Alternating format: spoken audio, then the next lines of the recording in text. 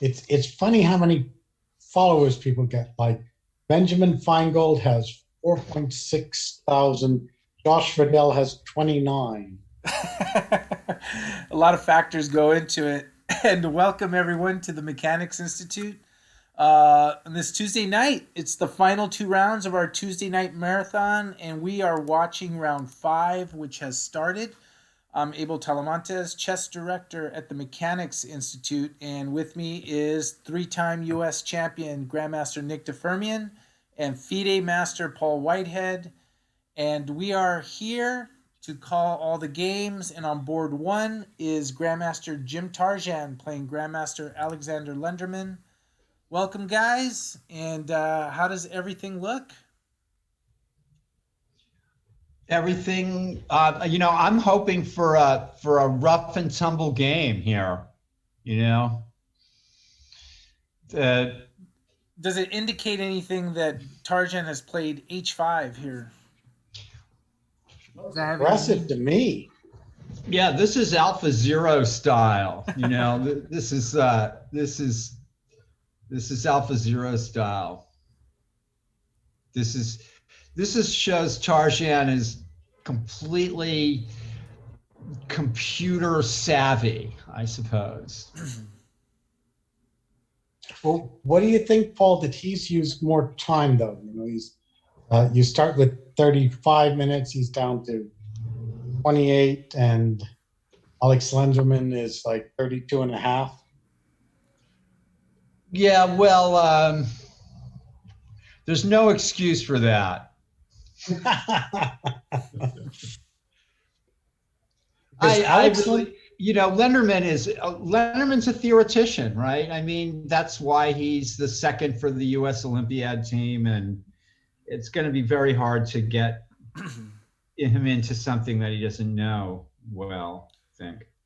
So let's take a look at our board two matchup, and that is FIDE Master Kyron Griffith against Grandmaster Gadir Guseyanov.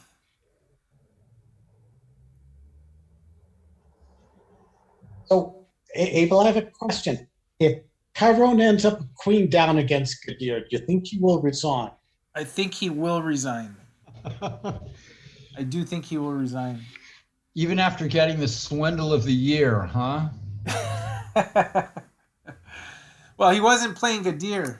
That's why. And we got a couple of participants from our Paul Whitehead's Arena in the chat. We have Gonzalo from Uruguay, and we have National Master Sriram Krishnakumar. And Michael Walder. And Michael Walder. There he is. Yeah, Kyron Griffith. That was an incredible swindle. I'm glad he got that award because that was quite shocking. Is Elliot Winslow playing in this thing? He withdrew, actually. He withdrew from the tournament. Actually, let us know sort of late. So we had to repair the top section, but that's all right. He can get away with doing that once. But yeah, he is no longer in. Well, we're gonna miss him. I have a feeling he will not be gone very long. Checking on the board three matchup, Daniel Lynn is white against FIDE Master Eric Lee. Oh, and he's saying, oh yes, Elliot blew up his one game last week, and we did show that in the newsletter, I think. But I remember us watching it live against Jeffrey Wang. Yeah. That was a tragedy, that. Yeah. One will have emotional scars after a game like that. That's right. You feel it long after. And so who's playing in this game? This is Daniel Lynn against Eric Lee. Okay, Eric Lee. This is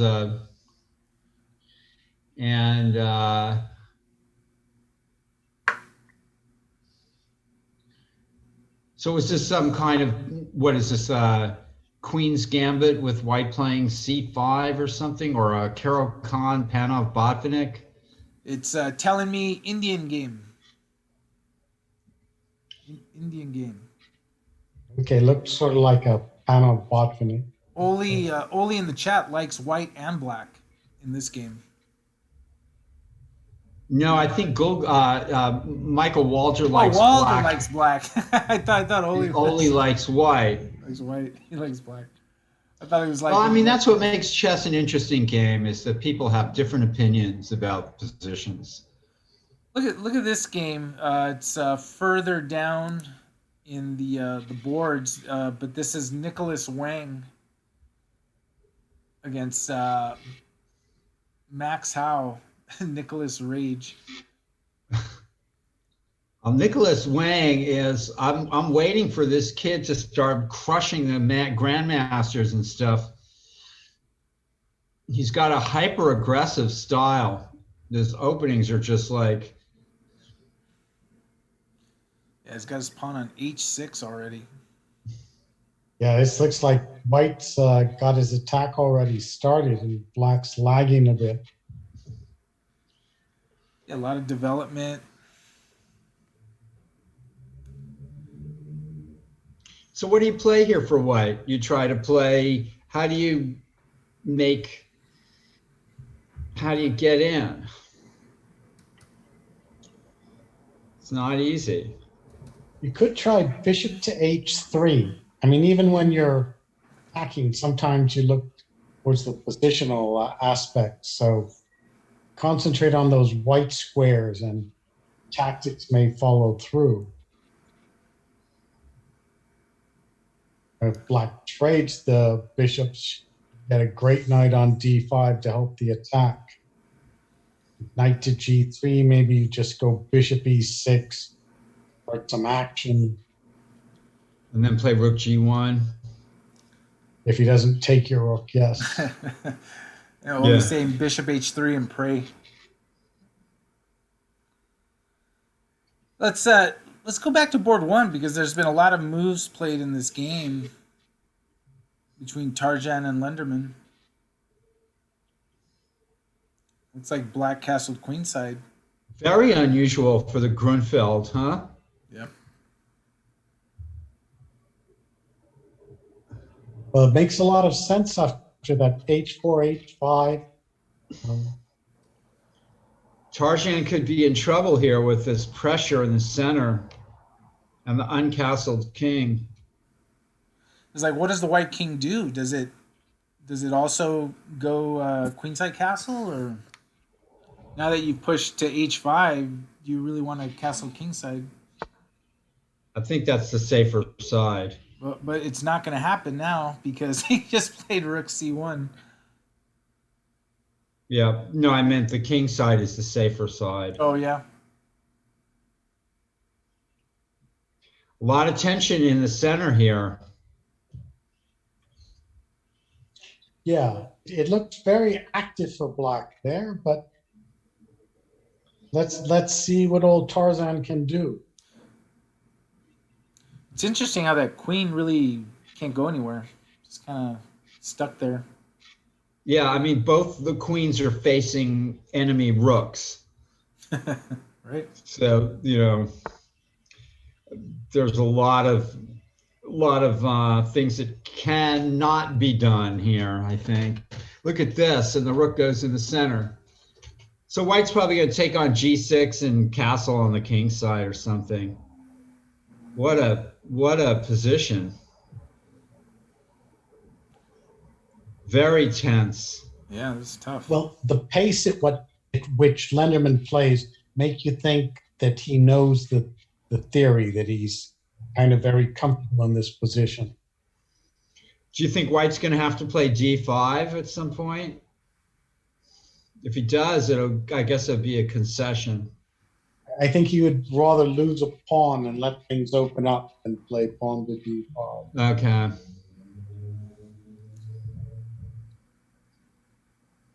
So perhaps knight to g3.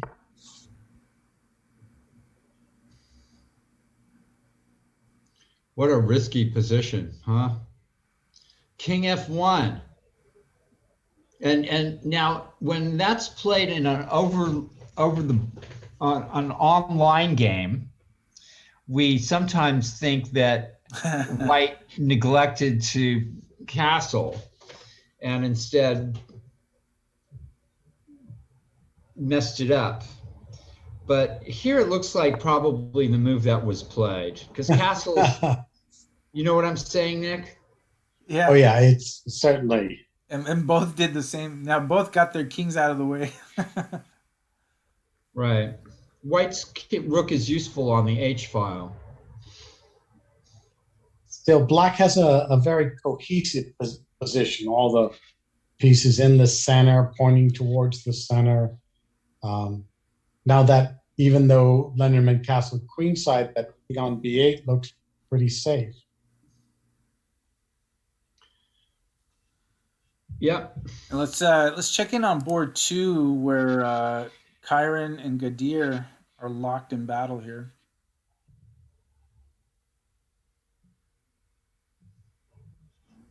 So is this a modern defense or something like that?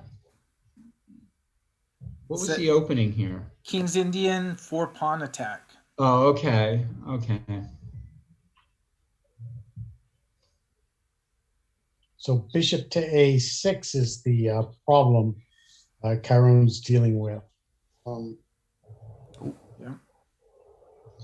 Now, Kyron has not done well against Gadir, right? I think he's 0-2 or something like that. Yeah, they've been good games, but just comes up just short. Right, yeah, it keeps coming up short. Whereas like Michael Walter keeps hammering away or has managed to make 2 draws. Some people have done well against him. It's interesting. And you can never be sure why exactly some players do well against others. And let's just take a look at this game going on board 5. This is David Askin against Javier Silva. Wow, some action.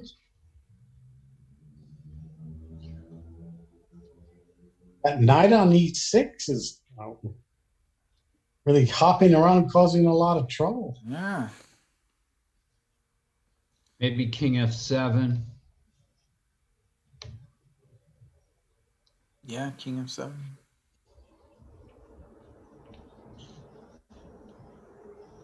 Chase it out away from there. Yeah, something I've been talking about in my class, my game analysis class. Mm-hmm. Anytime a piece crosses the 5th rank, you've got to be like, what are you doing? Get out of here. Why is that there? Yeah, bishop g5 or bishop b5, like chase those things, or at least pay attention when they sort of, the 5th row is the, sort of the Rubicon or of the chessboard or something. You're talking about your game analysis class, which is on Mondays. It's basically a class where people can bring their games and you just have a discussion about what could have been, what should have been, and what might have been. And anyone interested, I put the link in the chat. That is on Mondays. Yeah, that's an interesting class. It's always different because the strengths of the players change a lot. And moving to this game here, this is the top board in the under 1800 section. Sebi Suarez, who's white, is the only undefeated in that section, just tearing it up 4-0, playing Michael Ginetta. Yes, So Sebi has played some great chess throughout this tournament.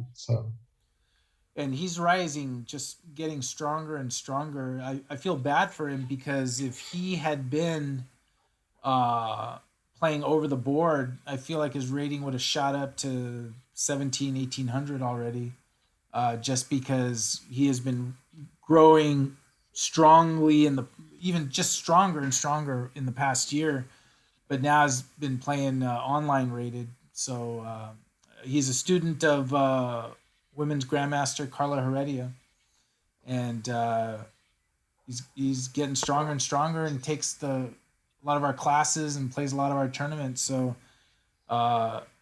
when Over the Board comes back, he'll be one to watch, and he's only 10 years old. Yeah, no, he's a good player. And Michael Walder's in the chat. Yeah, he's going to completely tear up class tournaments.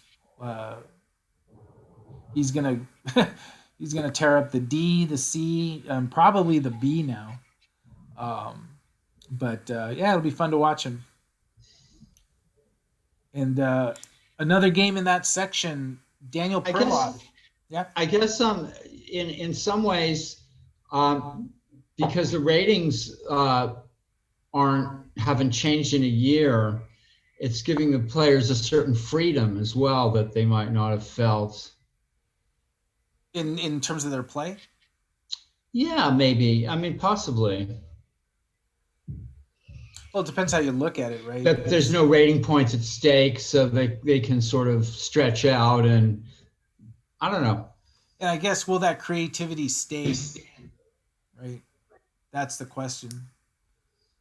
When they do play Over the Board again. Let's go back to board one. This is a tough position, you know.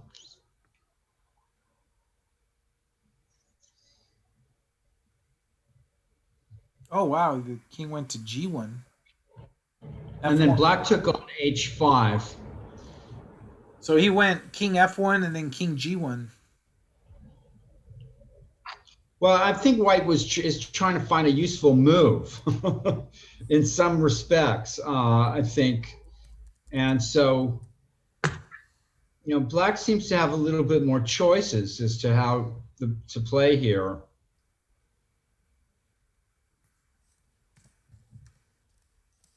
Yeah, I mean, all of white's pieces are on where they can be, but it doesn't seem to add up to too much. So black is the one starting to push the game. It's interesting. Tarzan latched onto this H4, H5 idea, and but maybe this was the wrong context. And it's interesting that Lenderman played this queenside castling thing. I mean, have you ever seen queenside castling in the Grunfeld? There was some player that was, it was Bronstein. Bronstein claimed to be one of the first players ever to castle queenside in a King's Indian. He was black in a King's Indian, and he castled on the queenside. And he noted that, because it was so unusual to castle queenside in a King's Indian, black side of a King's Indian. But at Grunfeld, even more so. I mean, you open up the game there. Yeah. And there's a question in the chat. Will we do hybrid chess? We actually have been discussing it, and actually just in the last few days. And that is basically where at a venue like the Mechanics Institute, players can come and bring their laptops and play on their computers with appropriate distancing measures. But what happens is, if we can partner, or we can run our own event, or we can partner with another organization in another location, as long as there's an arbiter there, FIDE will rate the event regular rated. So it opens up the possibility to do norm events, open tournaments, things of that nature. And the big plus of that is that players would compete for regular rating. And it's safer than an event where people have to touch pieces, right? So that's the hybrid model. That's so bizarre. Hybrid chess model. It's basically online chess, although with an arbiter present to monitor everyone in the same room. Right. You could actually compete for regular rating and regular titles, FIDE titles. So that I've seen. Yeah, go on. Yeah, that's what makes it attractive. But obviously, we would all love to do in person. But it's an interesting model because you can partner with another organization to sort of increase your reach, right? If we partnered with you know, one of the things we've been talking about is our reciprocity agreement with the Marshall Chess Club. We could partner with the Marshall Chess Club to run an event where at Marshall they can have their group of players there, and at Mechanics we have our group of players, but that's one combined tournament with the arbiters at each location, right? So there's some possibilities that open up with that. I've seen everything. I mean, I think I've seen players playing with plastic barriers. I've been seeing players play at like 2 table distances from each other. I've seen all kinds of variations of chess, over the board chess in the pandemic. It's interesting. Yeah, that's just another. People are experimenting with all kinds of things.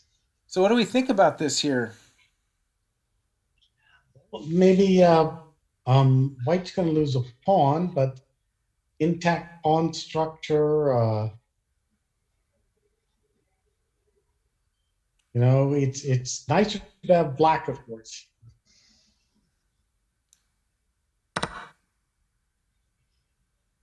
Knight takes d4, knight takes d4, bishop takes d4, bishop takes d4, pawn takes d4, rook takes d4. Yeah, I don't know. A pawn is a pawn. Yeah, especially with a lot of pieces swapped out. Tarshan has some chances for a draw, I suppose.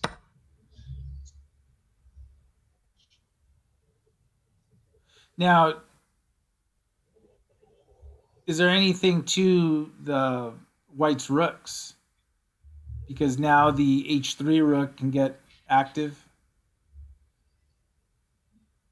Yeah, I mean, black played very reasonably to just win a pawn. Bishops of same colors, but there's a lot of pawns have been traded.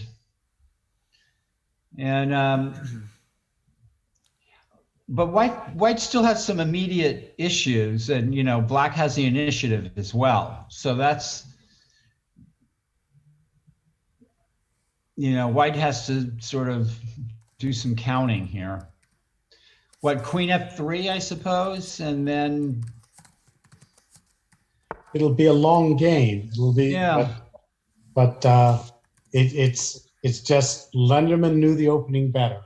Very complicated opening, but he's a real professional. Tarzan's a great sort of player joining the circuit again, but his openings are not quite up to the level of the Olympic team. No, Lenderman is, we've been watching Lenderman for months now, and he really is the consummate chess professional. I mean, it seems in these games.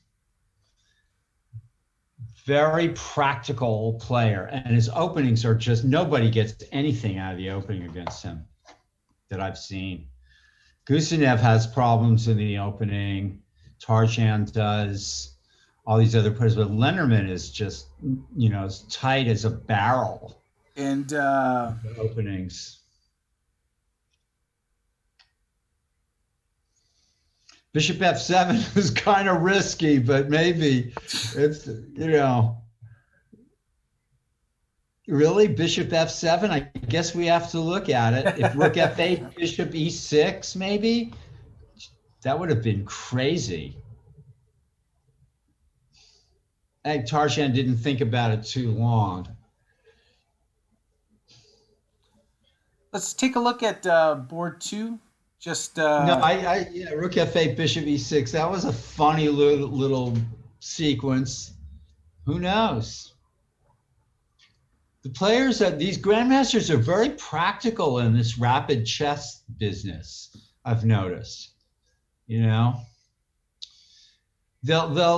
look at, they're not speculating, hardly at all.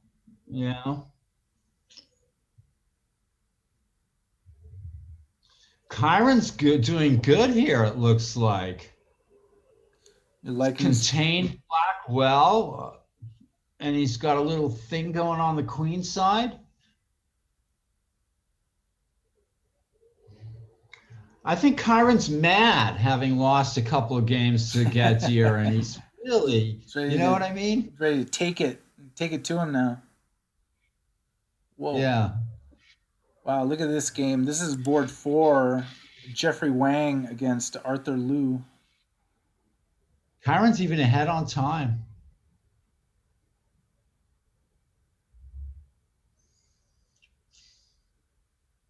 I mean, the pawns, it just, Oh, that rook on the 7th is incredibly annoying. So you mean the black rook or the white rook? Exactly. Exactly. Yeah. Yes.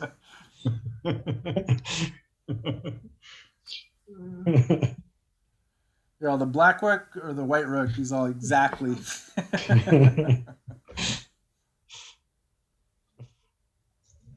Yeah, they're greedy, those rooks on the 7th.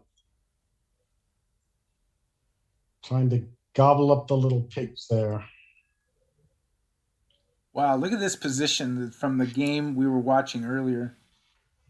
Nicholas Wang against Nicholas Rage, a.k.a. Max Howe. Oh, but this is shifted in black's favor. I mean, somehow, see those nice-looking white pawns on g5 and h6? They're just good defenders for the black side. Right, they sort of like lock everything up so that the other pieces can't get in. Raiders. Yeah. That's a brave move, pawn to c4 that white just played. That white queen side is under pressure. Well, this is what happens when you play by the sword, right? You play these openings, and sometimes it's great, and sometimes it's just a horror show, and you get blown away. I'm looking for some knockout blows on the black side. Well, like knight d5, and if bishop d5, bishop d7, maybe. Just something simple like that. Could be really good, yeah. Let's or just bishop d7 right away. I don't know. Let's take a look at all the open space on board 1 and see what do we think of this. Open space. Okay, a pair of rooks have gotten exchanged. So the position's simplified. Black is a pawn up, but white's all solid.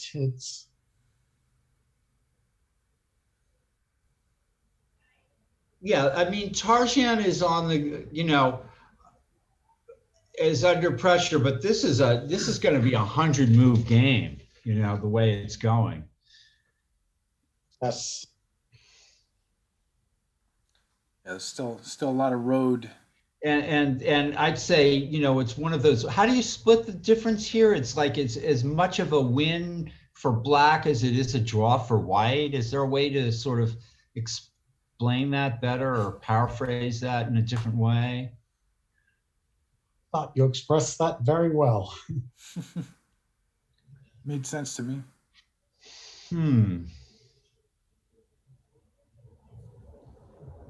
Yeah, I mean, black needs a little more to win the game, but white's just a pawn down, kind of. And if I'm white, I want to keep the queens on as long as possible here, I would say. Now, Gadzir's going to the mating. I'm sorry, Alexander's going to the mating attack suddenly.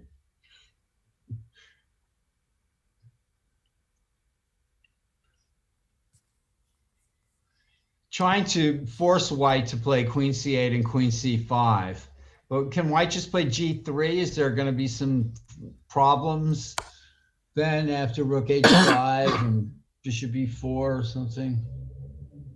Yeah, it looks like he's going for the end game and trying to draw the ending.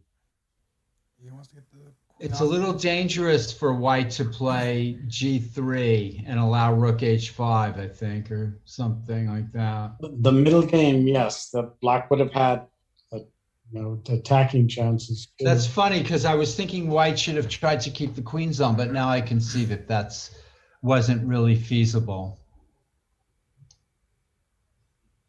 Yeah, it looks like black should be the one trying to keep queens on. That's an interesting way to look at it. Yeah. Huh. And it's by these small differences that the players are able to make correct evaluations. That's why I watching grandmasters and listening to them analyze it's a privilege. Rook d4.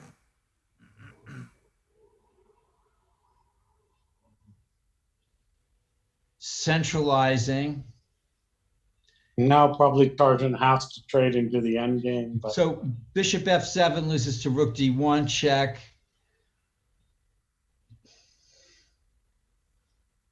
yeah, and you lose your queen. Well, maybe queen c3, rook h4, queen c7, and we'll get a grandmaster draw. Is there any way for white to keep the queen? Is it? Well, yeah, I mean, it's an interesting thing. Now, if queen c3, then maybe it's white now who should keep the queens on the board. But then I guess rook d3 will force the queens off. And black's obligated to play for a win here. He's under no problems whatever. And let's check in on board 2 real quick. At least that's the way it seems to me.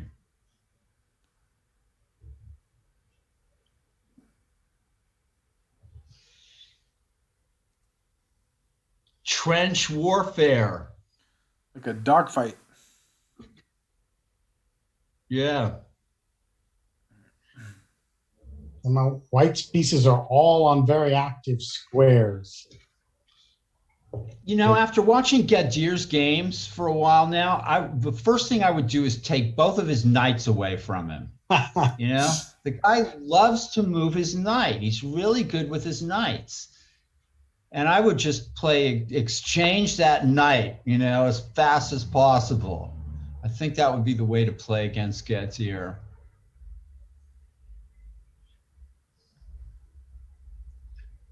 Kyron's ahead on the clock. Yeah. Yeah, there's something about this, it seems, that Gadir wasn't fully ready for. Well, has he had his cup of coffee yet? I mean, it's what, 6 in the morning? In the morning, yeah, it's probably morning time over there. So we expect him to play stronger as the game goes on. Right. As he wakes up and...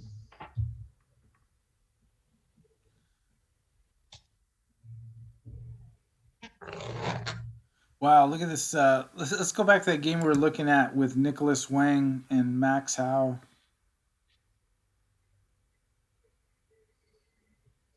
Being in the center. And just like Nick was saying, those pawns sort of help black be safe. Yeah, but some other things have happened here. Yeah, this just looks bad. Looks bad. 2, 4, 5, 2, 4. So must be winning for White needs a rook on the 7th rank or something. Must be winning for black, yeah, but there's some issues here. Or there could be.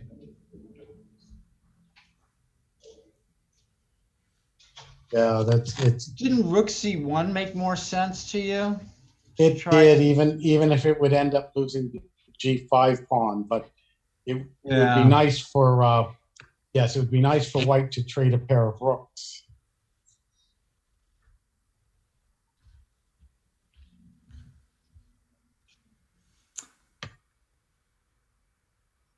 And let me go back to board one just because I'm going to turn the overhead light on, and I'm not going to move chaotic. from my chair in doing it.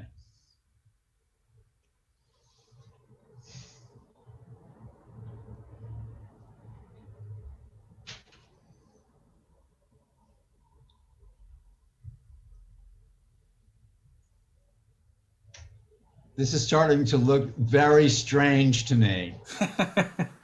You know, Tarzan's defended well. It's still a pawn down, but no more pawn weaknesses. And the cheapos are on Exactly. white side. Right. Yeah. There's some things going on here that make this kind of a little suddenly a little bit, I mean, one thing about Tarzan is he's seen it all, seen it all here. Queen e5 and Queen h8 or something. Who knows? Maybe Black will end up mated. Yes, because he can't go rook to d1 check. Just small but an important part of the position. So just somehow the white king is safe for now. It's interesting that in one position, one side wants the queens off, and then the next move, the other side doesn't, that they keep, that there was this tension going on about exchanging queens with one player wanting to and then not wanting to, and Lenderman maybe should have just traded queens instead of playing his fancy rook d4 move. Who knows? I think you're right, Paul. It maybe a little lack of respect for old Tarzan. It's the Black was better in any case, but he was maybe looking for a clear win, and now he could get himself in some trouble. Yeah, here comes the cheapos, the back rank mates, the desperado. All of it, everything. Speaking of which, how is Kyron doing? Let's go back to that. It's like he's forever going to be linked to the swindle. And that's so not how he really plays either. Right. Very solid. I mean, Black Gadir is just like Mr. Trench Warfare, And it's good that he has that extra time, about 6 minutes, but I mean, White's rooks look like they're doing everything, and Black's are passive, and this knight, I mean, how is this the same knight circulating around the board and ending up on d6 again and again, like some kind of strange knight's dream?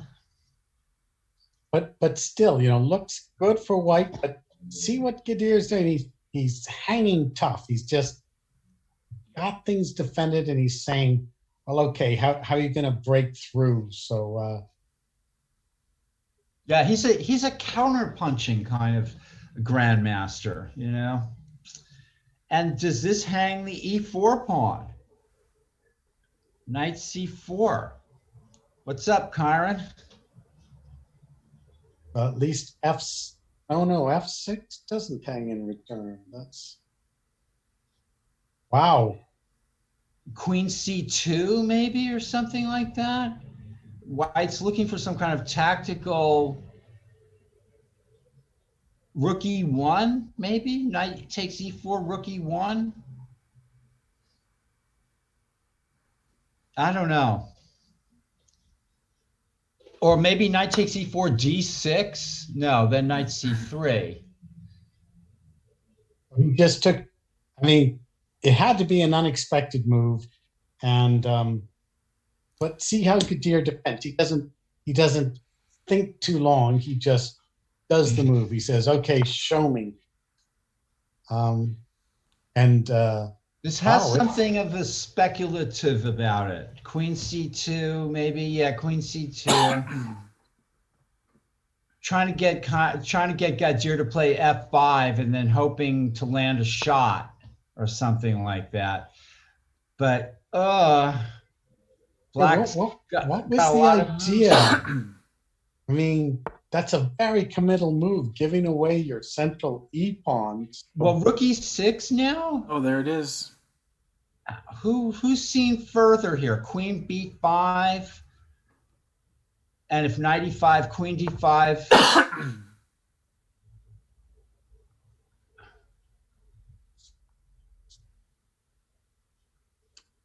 Queen c8.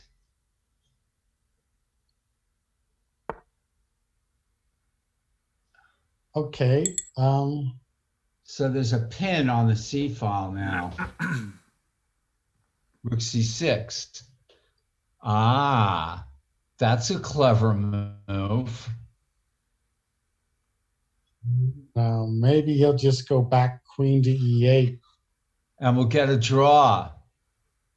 But Kyron maybe should play for a win here. Queen e8, maybe should do something else.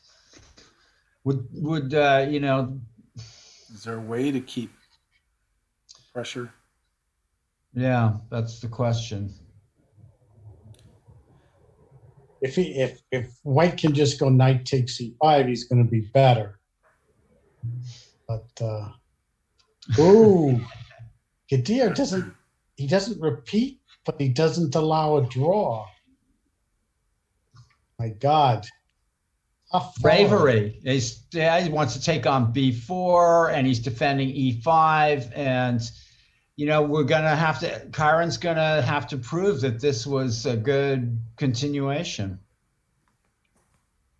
Tactically, see the confidence of Gadzir. He's not hesitating. He's not, backing out. He's not even repeating once to check it out. Immediately, just finding what he thinks is the right move. And let's do a check-in on board 1 here. And this is where we are at. The thing about Gadzir, I get the sense of too, apart from his fondness for his knights, is that he's a good calculator. Confident and fast calculator. So White's gotten a battery of pieces down on the back rank here, Nick.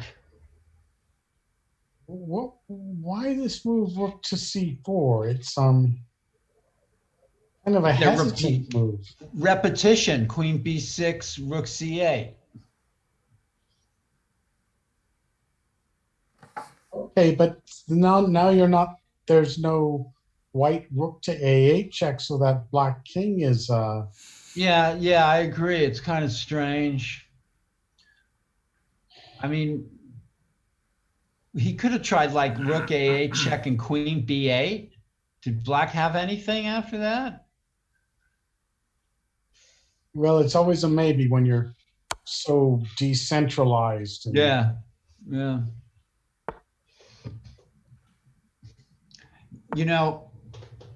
It's possible I could calculate 15 moves ahead, but only if it was one straight line or something like that. Played rook e6 pretty quick there. Oh, that's a powerful looking move, rook e6. Yeah, Tarjan's rook on c4 looks silly, doesn't it? A little bit. Although, can he play queen d7 and then looking to trade off with queen d4?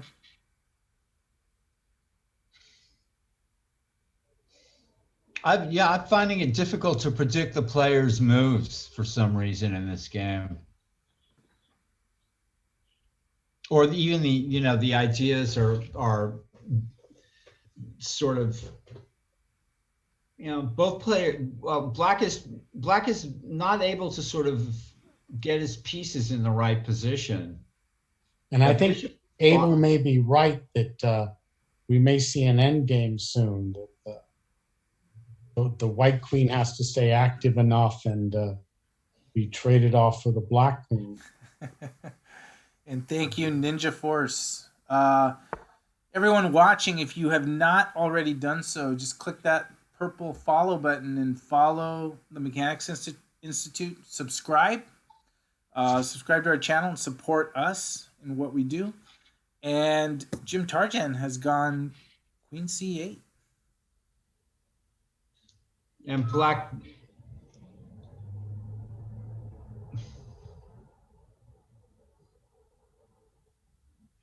Yeah, now on Queen E5 check, maybe white could play F4, which is probably a useful move.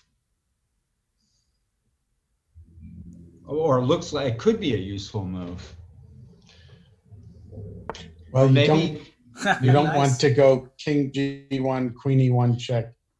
So yeah, F4. Interesting. But that looks like it should be a useful move for white. Even in the end game, that would be a useful move. And I think you're right. Maybe now, as Abel said, trade Queen to C5 check. And what do you do now? Rook C7. Bishop Queen F4 or Bishop E4. Queen F4 check as a start. Check. Yeah, that's right. No. Check. Yeah, but how about, again, that endgame Queen to C5 check? If Queen takes, Rook takes C5 threatened pawn to F5. So, and if King B6. Oh, yeah. Wait a minute. The Rook is hanging on F6. On E6 as well. Yeah, it may be an active pawn down endgame. So white's king, black, what about black sort of pressing down on the queen side and making a pass pawn over there? But yeah, reduced material. And there it is.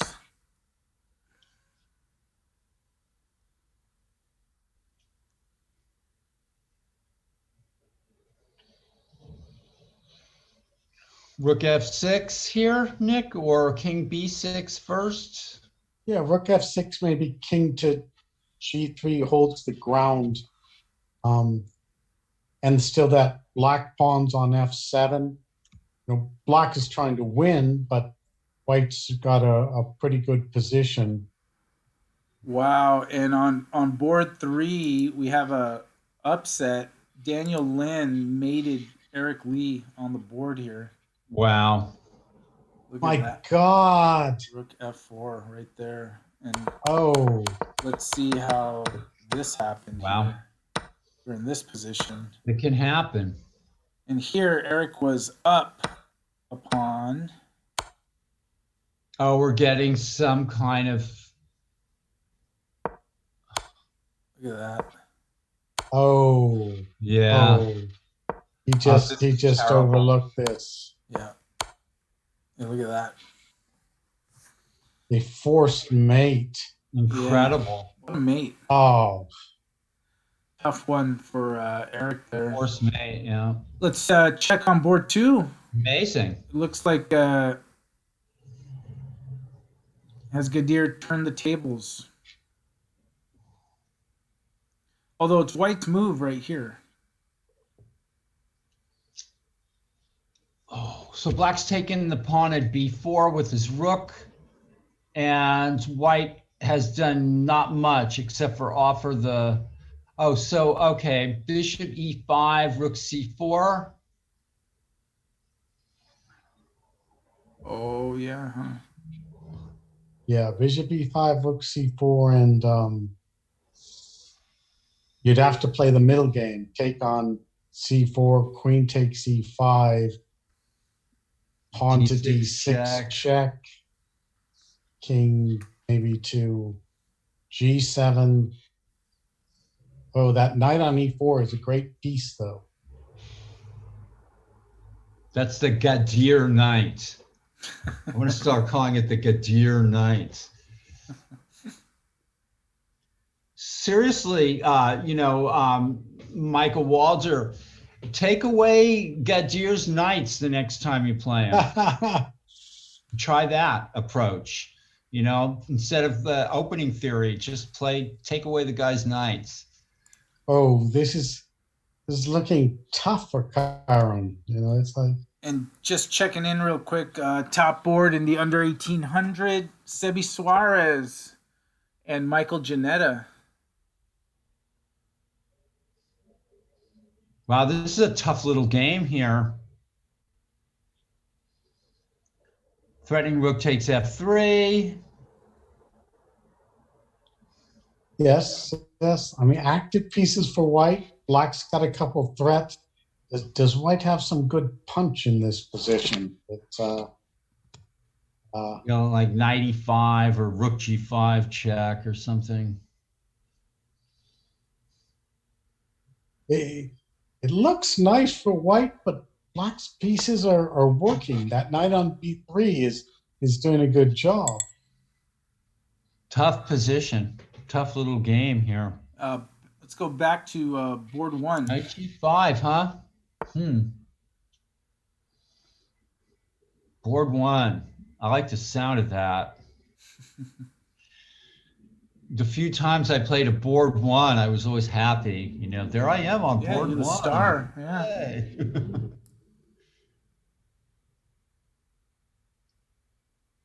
So Alex played h4 check, and Jim plays the resolute king f3 instead of taking on h4 and making it simple for maybe making it too simple for black. Now black has to worry about the h pawn, his own h pawn maybe.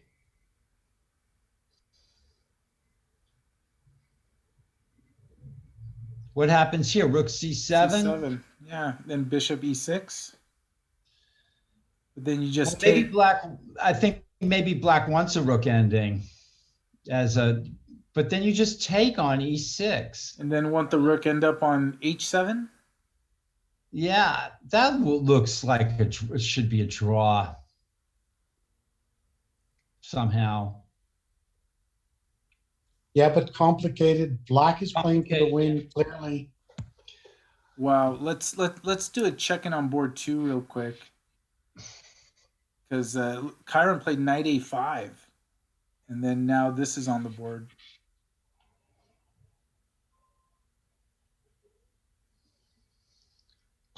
I think Kyron's in trouble. He's kind of thrashing around. It's a tactical situation, though, you know, and both players are hoping for to land a blow. Yeah, no, it certainly looks like Gadir's ahead, but yeah, it's getting sharp. White's got rook c8 in the, you know, this is the way White needs to play it. But something Sure. like rook to b5, rook c8, queen takes c8. Oh no, that doesn't do it. Rook c8 and then rook b1. Oh no, then rook c1. Yeah. Oh, rook b2. Okay, wants to get that pawn, but there's a move before he can take pawn. Right, because the rook is... Queen f1 or queen a4 or queen, yeah.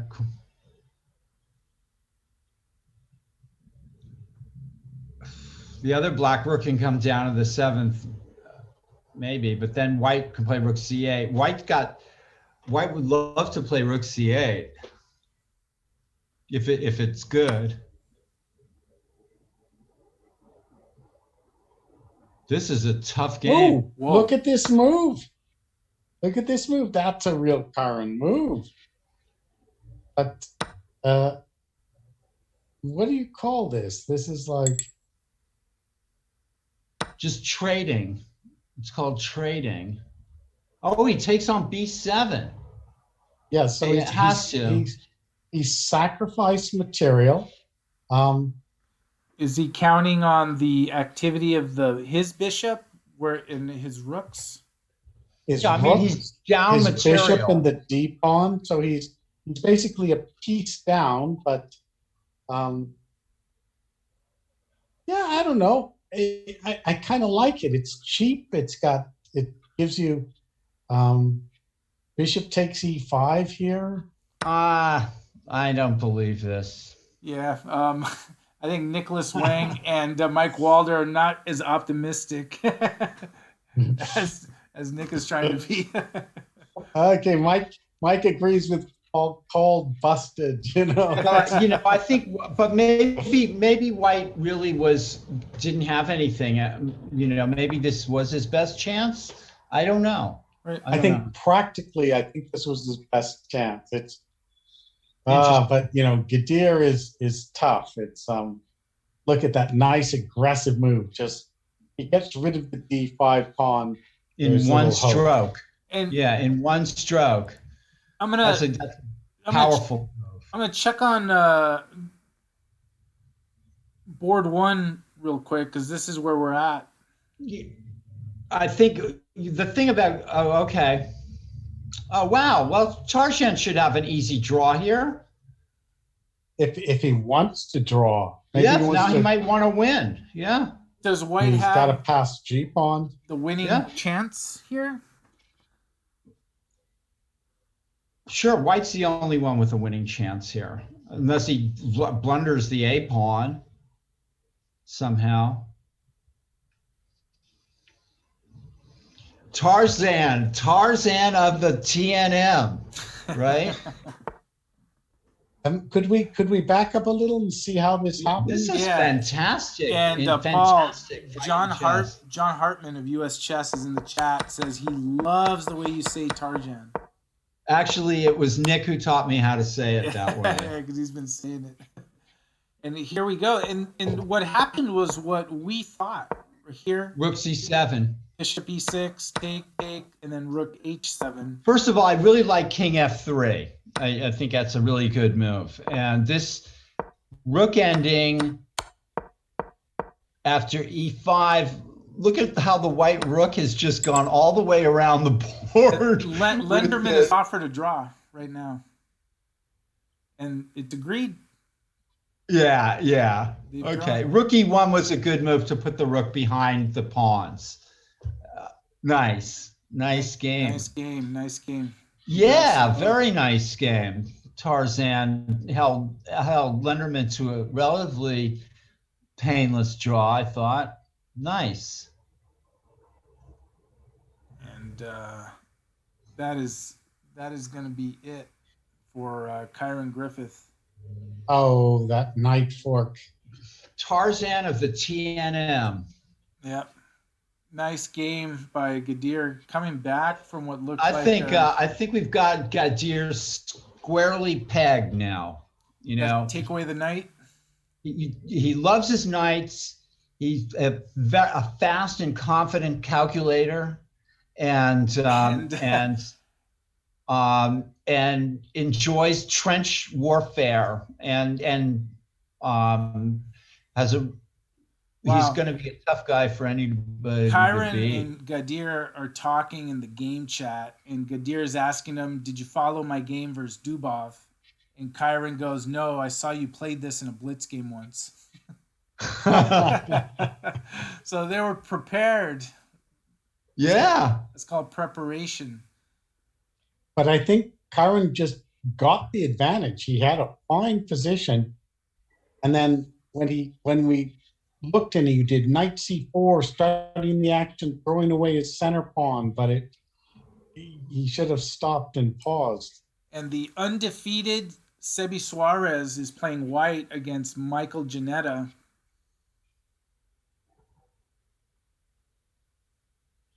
Well, the pressure's on white here. In fact, it looks pretty tough. And black has already declined. Incredible comeback by black. Yeah, it looked like the black king was surrounded by a bunch of white pieces. Is there a blockade possible? No. I think you have to take on e3 with white. On f3, king g3 ain't gonna hold it. Right. So take on e3, and I guess black takes with the bishop. right? Yeah, that just is Knight hopeless. Well, knight to e2, F3. knight I see. c3. Right, and the black king needs to still get in over on the other side of the board. So maybe after takes on e3, knight e2, king f3 or king f5, trying to go around. Yeah, I mean, it should be lost. It should be lost. Wow, Check out this tough game game. in the top section. This is David Askin against Javier Silva. But Silva with 15 seconds left on the clock. Oh, interesting. You could lose with black. Objectively, it looks winning, but Rook c3 is what? The idea is to play bishop a3 check? powerful move. What do you do? King b2 would be tricky. That's tough. Yeah, Huh? king b2 looks like it would. That's a good move. Yeah, you have to try tricky moves when your opponent has 18 seconds. Does black have anything after king b2? I don't think so. Let's see. 14, 13, 12. White can play rook c1 on the next move, I suppose. Would make the draw. Oh. Asking for a draw. Okay, so black just Black's offered a draw here. but Play on if you're white. yeah, You got sure. the time. Actually, you've got slightly better pawn structure. King b3. And I gotta give a shout out to Nicholas Wang, who's like cheerleading us in the chat. Yeah, thanks, Nicola. It's true. Yeah, appreciate it, man.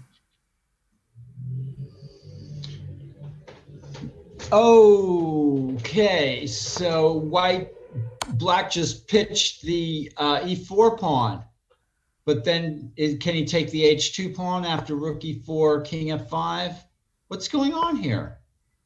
Oh, the bishop was hanging at c1. Of course, I didn't see that. Oh, getting tough. Rook a5. Uh-oh. Pins. Rook d3, I suppose. g4 check, no. Maybe, and then h3 or something. Yeah, I mean, it's black should hold the draw objectively, but 4 seconds left. It's tough. Don't you just get the feeling? G4 check and rook a6. Yeah. You get the feeling something is gonna happen to black because of the time trouble. Like it has all the makings of it. Hopefully he can just build up some increment time. The final round will start at about 8 p.m. 8 p.m. Almost done with games here. There's still several games actually going. But there are also seconds left. Another game with seconds left is this one here with Alan Finkelstein and Chelsea. Chelsea with 13 seconds left. That's got more game to go. Let's go back to David Askin and Javier Silva. Oh, rook d6. So, okay. Should be a draw, huh? Yeah, Maybe. I mean, he played a little too quick with white, and I think he's losing a pawn. Ironically, yeah. Okay, he gets e4 back. Yeah. Now the defense should be easy. Yeah. Okay. So we anticipate a draw there. Let's go back to this game with Sebi and Michael Janetta. And this is important because if Sebi loses this game, it sort of leaves that section still wide open. I will be right back. I think Sebi's had it here. very, very tough. Yeah. Bishop very G5 tough. or Bishop D2. Although white can maybe, yeah, I don't know. Still a little tough. Oh, now play pawn to b4. Reduce those. Yeah. B4, king C4. Yeah. Oh, that was bad. But okay. It looks like b3 is going. This looks hopeless here. Just, I can't see even a thought. Yeah, you can come around and play 96 and yeah, it's nothing. Man, almost ran out of power. I needed my power cord. But anyway, anything happened? I don't want to lose you. Oh, one tricky move. Just hoping for king b3, knight d4, pawn takes d4, pawn c5. Oh, look at that. Interesting. Probably doesn't work anyway, but Black can just play bishop E3 here. yeah, snuff out all the play. Uh-oh. We have a question from Oh, It happens. but Pancake Gremlin. Whoa. What's going on now? D3, C6, D2, King E2. Well, black wins, right? Still wins. Yeah. yes, it's barely by one tempo. It's Pancake Queen's hit, Gremlin has some question for us. Okay, but wait a minute. Is this still? oh, what was that? That was a Yeah. mistake, C2 right? That was a completely mistake. Unnecessary. Just putting his king right on where Into check. Yeah, unbelievable. Well, Oh, excitement to the end. Sebi Meister survives. Well, still a pawn Incredible. down. Incredible. Yeah. Wow. I wonder what the theory is on this position, Nick. Okay, a pawn should be a draw, but it's not easy. And with Yeah. 13 seconds, you can fall into a checkmate where the queens get exchanged.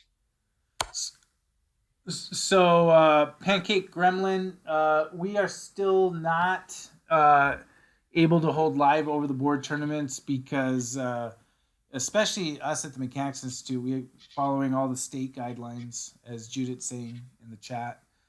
So we're not able to do that yet, but it seems like a lot of things are turning around in a lot of areas. So we're hopeful that pretty soon we'll be able to offer live in-person tournaments.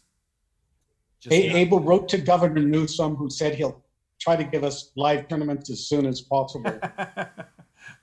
I wish I had that kind of pull, or to get a special exemption. You got to get all liability off of the Institute. So in this endgame, it would be better if White's king was near the A pawn, I think, right? It's too far away. Trying to understand these positions can be difficult. But I just lost the pawn there. Oh, no. Oh, queen c2. now Black has this.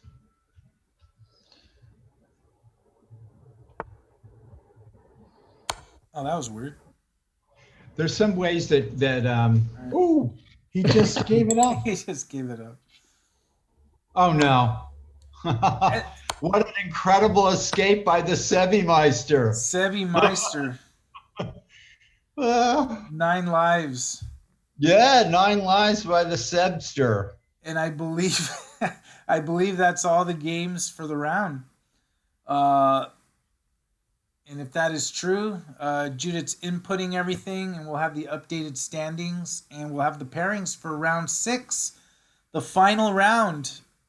I think there's a good chance we're going to see Tarjan and Gusenov. Congratulations, Sebi. That was quite a game. Nice Quite an save. end game save. Nice save. You didn't deserve it, really, but you know. See, we'll give you your props, even, you know. Yeah, well, the good player gets lucky, and so take that home with you. So Judith says about 3 minutes, and we'll get the pairings up to the final round. And it looks like Gadir's in sole first with 4.5.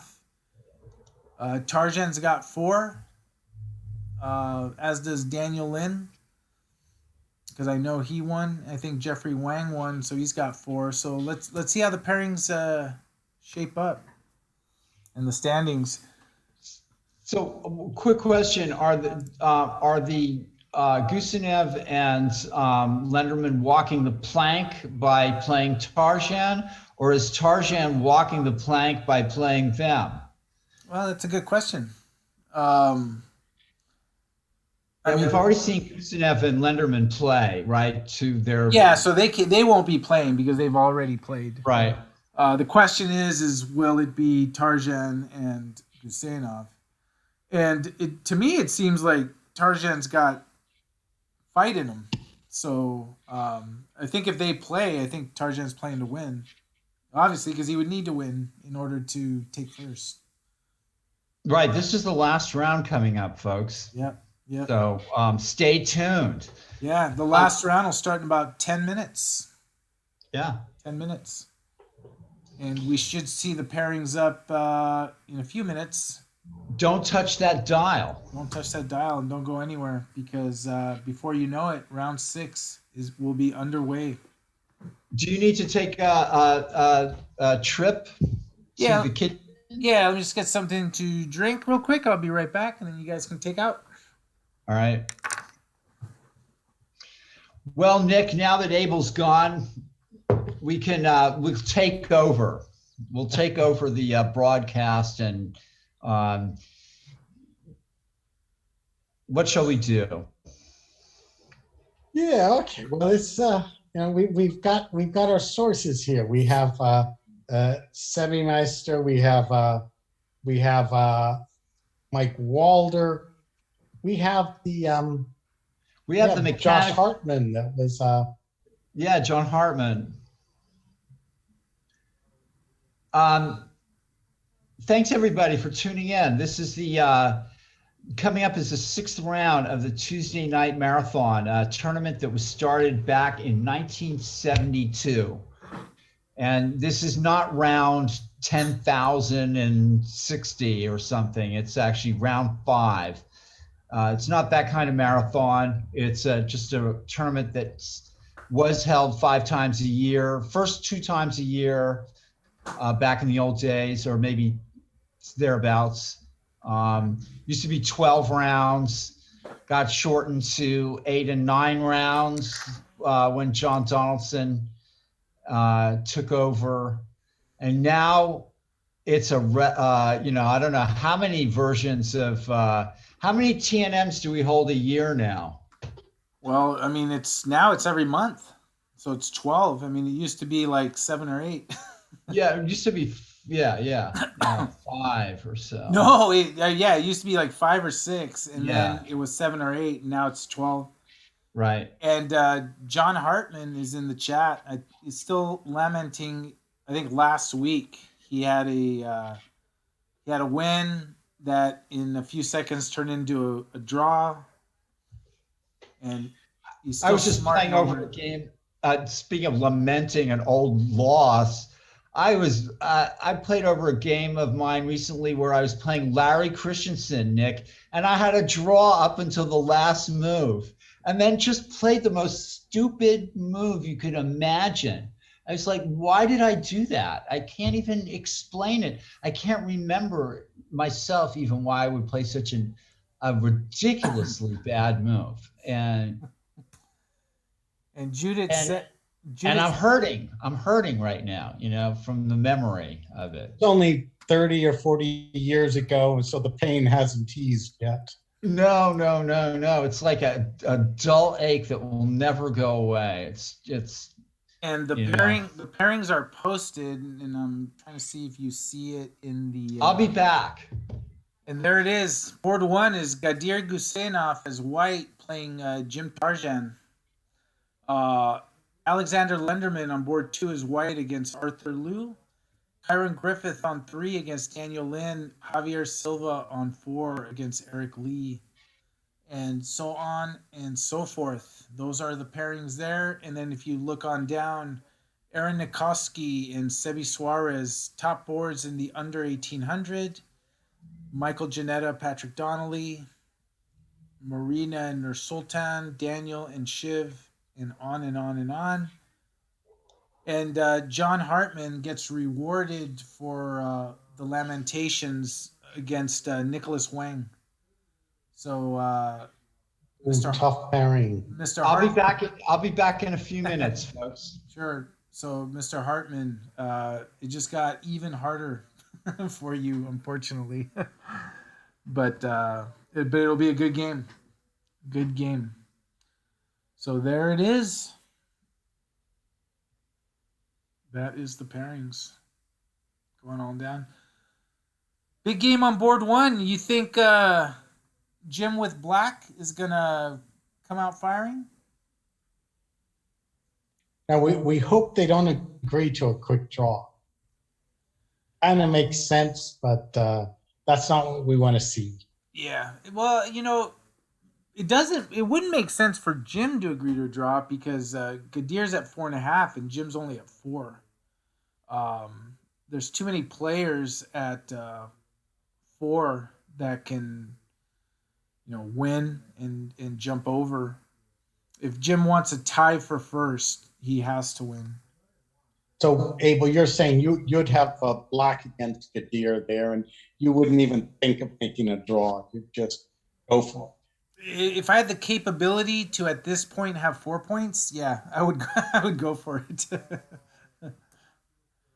I would be at 0 points right now, and I would happily take a draw on move one. But I think Jim's got the experience to put in the work. So we'll see. We'll see. And it'll be some good games. Jonah Bush and David Reکنitz playing also in the top section.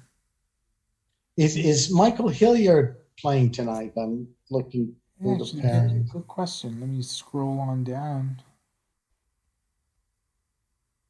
Yes, he is. Now, those of you should know that Michael Hilliard is the guardian of the chess club. He was anointed that by the Godfather to watch over the Mechanics Chess Club. That was Neil Falconer, who saved the chess club from oblivion in 1947 when they wanted to kick out all the chess players. It's like a biblical episode. And Neil and Charles Bagby stopped them. And then Neil, at one point, he told Michael Hilliard, I'm entrusting the chess club to you, and you have to save it. Wow, that must have been that was quite a few years ago then. That was right. Well, yes, there's a long history to that chess club. And Michael Hilliard, like the biggest fan of the chess room, he partakes in our classes and our tournaments. A true regular in every way. So it's nice to see him out supporting us and supporting the club and being a part of it through playing and enjoying the classes. Let's get the chessboard back. So it looks like 4 minutes. We shall be starting the final round. Now, John Hartman was talking about his game, that there was something missed. Let's take a look if that was indeed the case. This was the position.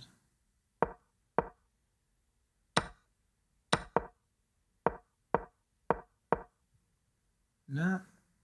What do you think? Do you think John had something here that he missed? All those black pieces looking on that side of the board. John's saying 18, knight g4 here.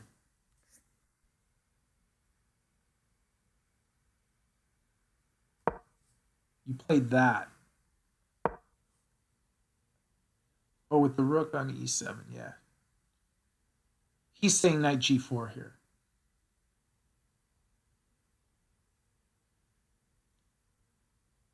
Well, it's knight g4. Now, one thing that sacrifices in exchange.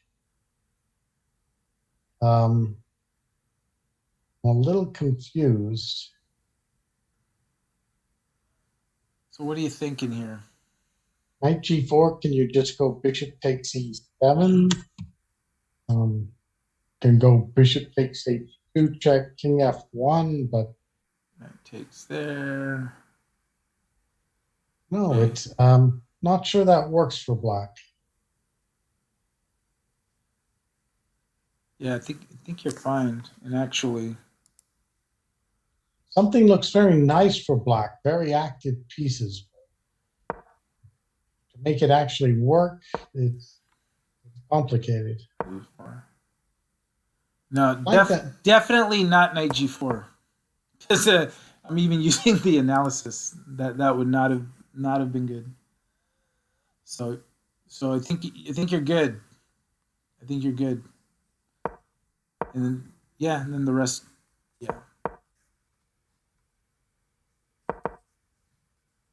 Yeah, so let's get back to the. Well, anyway. Yeah, you didn't miss anything. You're good to go. And this was the drawn game between Lenderman and Tarjan. The game with Kadir and Kyron, there had to have been some opportunities that, upon further review, for Kyron earlier on, there might have been a little more there, especially around this point. Yeah, it must have been good for him here. Yeah. So we will get everything closed here as we get ready for the start of the final round of the Tuesday night marathon. And I'll begin. Judith will be entering the match command shortly, and I'll start pulling up the games.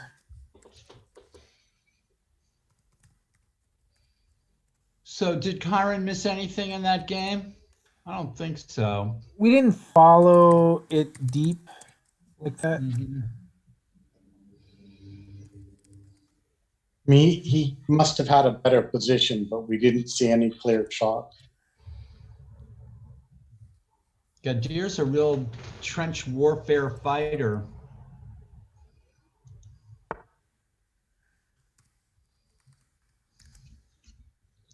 So you want to make predictions? Is this going to be a battle, Paul? Oh yeah, I would imagine so. Carol What do Khan. you think?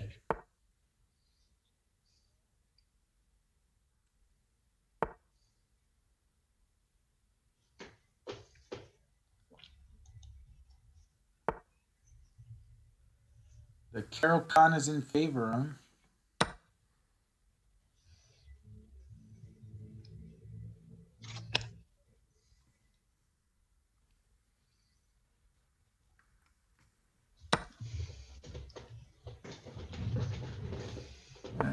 I will take a quick break if that's okay. Yeah, go for it. Let's just see what everyone's playing for their openings here. Yeah. Board 2, Lenderman and Arthur Liu. Well, Lenderman is a half a point behind, correct? Yes. And this is what is this Bolog's opening or something? What was the opening? This is the ready opening Dutch deferred Lisitzin Gambit. Lisitzin Gambit. So it's F5 when F5 E4 D3 or no? This is how it started. This is how it started here. D3 F5 E4, yeah. Something like that. F5.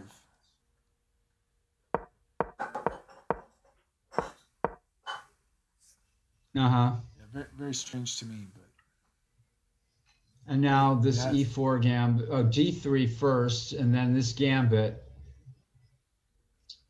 And I think Black has done okay here. I mean, sort of. Yeah, I guess White should play d4 or take on f5 and then play d4 to try to get some kind of advantage here. And Lenderman's probably trying to remember some old theory or something behind this, or is just taking it easy here. Here's Kyron Griffith and Daniel Lynn. Daniel Lynn having quite the game in the last round, coming back and forcing a mate on Eric Lee.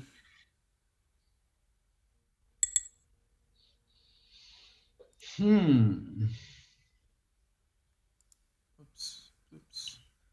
So this is what some odd line, yeah. Yeah, sorry, I was just like flipping around over here. I'm trying to find madness. Well, let's take a look at this. This is John Hartman playing White against Nicholas Wang. The Grunfeld.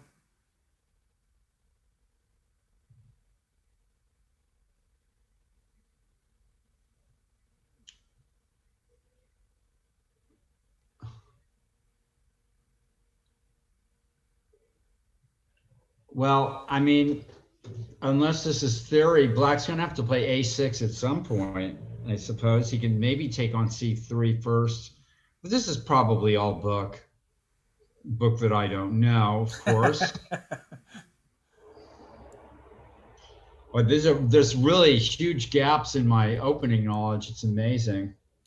And here's a classic mechanics match. This is David Reکنitz against Jonah Bush. Mr. Rekenitz. Oh, this I know. This is just a Benoni, a very typical kind of Benoni here. Yep. Classical. Old school Benoni. Classical variation. Yeah. This position's been seen many, many times.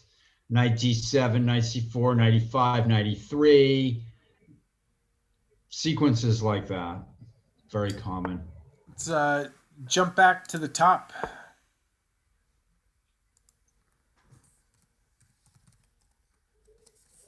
Brown and none, huh? Gotta take a little chess lesson with Michael Walter soon.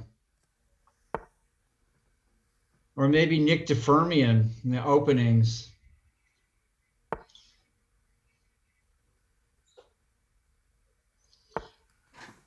I suppose this is an equal game, although I kind of like White a little bit, who's got he can take the two bishops from Black with knight e2 and knight f4.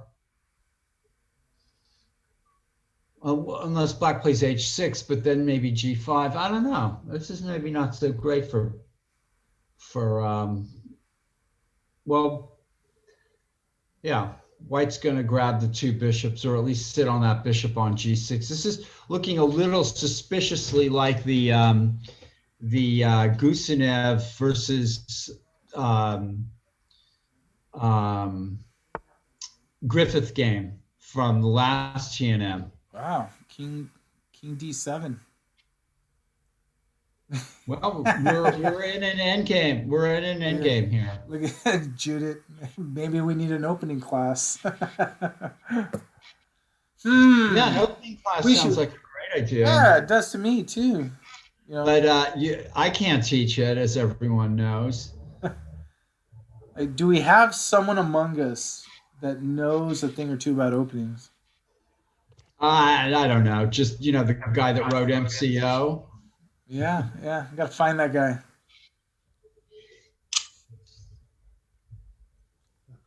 So,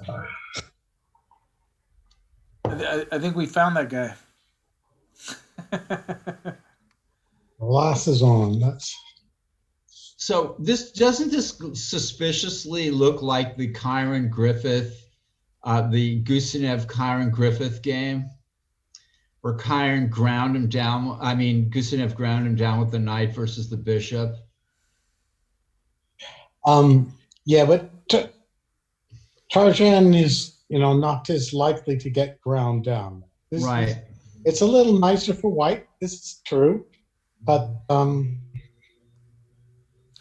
Well, I'm going to be interested to see. I mean, if anybody's going to know how to play this kind of position, it's an experienced grandmaster like Tarjan. And what is the idea for black? The long-term idea in playing the Caro-Kann in this position is it passive to keep things balanced, or is there an end game that black is looking to get to? I think black has some active plans here, like, expanding on the queen side and being able to get in c5 or something, but he needs to connect the rooks and, watch out for white playing knight f4 and g5. So this is going to... yes, that black knight can go to d5 though. That's a nice square, kind of interrupts some of white's plans. Yeah. So a little better for white, but okay. But Tarjan, if he wants to win the game, that's going to be a tall order, and he needs to win the game to win the tournament. Tell he's tied for first. Oh no, Gusev is in clear first. Yeah, so he can draw and still tie for first at the very least. Right. Something that is likely not lost on him. Now, Mike Wilder says that Tarjan has to equalize first before he wins the game, and I thought we were beyond that sort of thinking. I'm not related to Alfred North Whitehead. No.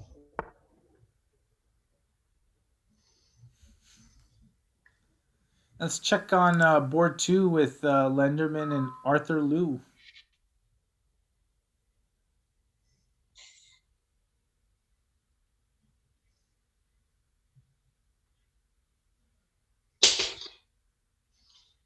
So this looks like it could have come out of a Schliemann, but it's got that same feel to it with, even though this came out of like a weird Dutch defense, knight f3, f5, d3, and then e4, Nick. So, I mean, nice white squares for white, but if he can just counter them, knight e7 or something, does he get away with that? Yeah, must be nicer for white. How about white's better, but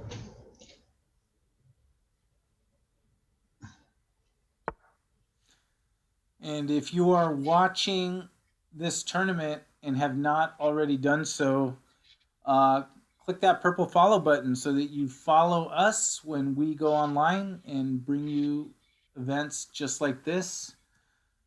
Hit follow, hit subscribe if you want to support us at the Mechanics Institute. Let's check on Kyron Griffith on board 3 against Daniel Lynn.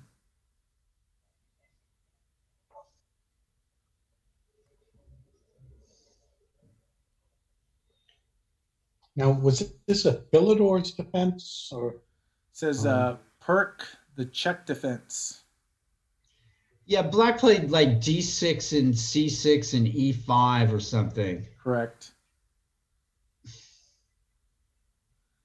White's got a bit more space, but maybe black will go knight c5, get the bishop pair, but ought to be a slight edge for white.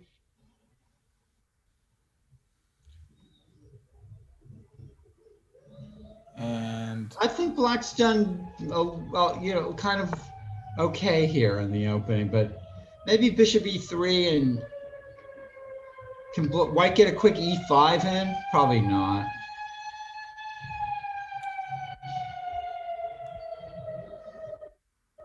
that is downtown San Francisco you're hearing right there.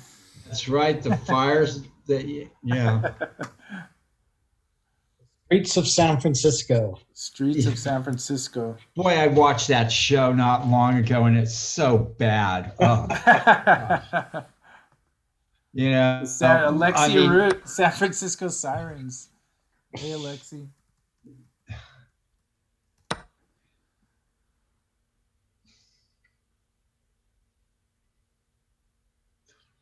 What do you think of this? Nicholas Wang and John Hartman.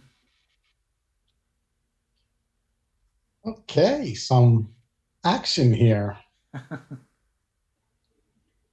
and we have to look at the top board in the second section as Yeah, well. actually, let's do that real quick because look at this. I just happened to be looking at it and look at this position. What are the scores of the players here? Sebi half a point ahead. Yeah, let me look. So in the bottom section, Sebi Suarez is a half a point ahead of the whole field at 4.5. And Aaron Nikoski, Patrick Donnelly, and Michael Janetta are chasing at 4. So Aaron Nikoski here is one of the 4-pointers looking to leapfrog and get his share of the top spot. And Black has to be careful. He's not going to lose a piece here. But this is both players up. What's going on here? Knight F4, Queen takes F5.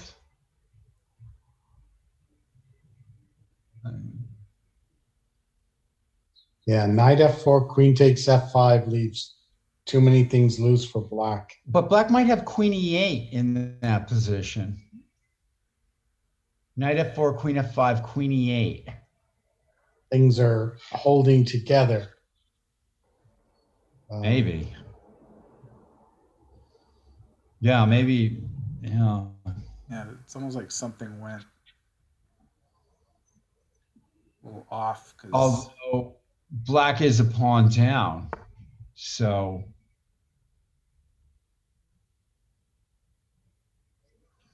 Queen F6. And we don't know if Sebi is listening. So, okay. So we're going to move on. We're going to move on. But let's go back to board 1 and see the progress. Although Sebi has been good not being in the chat actually when he's been playing. So. Well, if he listened to us, and that would be really bad for him. Yeah, that's sure. Yes. We strategically plant disinformation just so that we could punish those that do listen. Although that's not necessary because Dr. Ken Reagan spots it all. Believe us, he does spot it all. Yeah. So anyway. So White doesn't seem to have much here. So let's ask an expert if we can ask someone in the chat, Wilco fan. Oh, I was just going to ask you. He says Tarzan is equalized and can now try to win. He has official approval to now try to win the game. And he predicted that, right? He had to achieve this first and then start pressing. Well, I was telling him to be sleazy and try to win from a bad position, but Mike Wilder has been principled, and but now he's given Tarzan the go ahead to try to win the tournament, and certainly Pawn F6. Black is not worse. Pawn F6, trying to play Bishop F7. I don't see what Black can do here, really. Yeah, but if Pawn F6, why don't you just take the bishop then? Then the pawn can take back, and Black can play to win with the bishops of same colors. Maybe. I mean, not that he's going to win or should win, but But at least try to play for that. Did I just I'm trying to find a decent move for Black here. I mean, maybe Rook HB8 or something. Then White could maybe take on G6 and play Rook H7. I'm trying to find some. And then Bishop F8, maybe? And then Bishop F8. That's true. Keeping it complicated. Tarzan can try to play like Nimzovich, maybe some mysterious moves. I'm really eager to see what he'll try.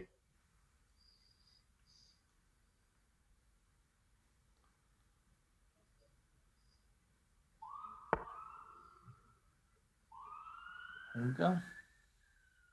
More sirens, everybody. There you go. That we're, live from downtown San Francisco.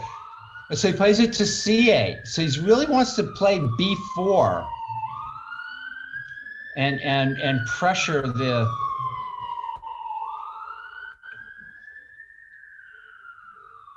And Gusenev doesn't want to play knight takes G6, right? Not now. He wants to keep it as a threat. I guess White hasn't gotten much here. Is the Alexei, the sirens, the sirens add to the tension of the game. Yeah, it's background music. It's like that music, like the composers of the scary movies. We're gonna start. Yeah, we'll start piping in music. Like yeah, when things are tense, all of a sudden the strings.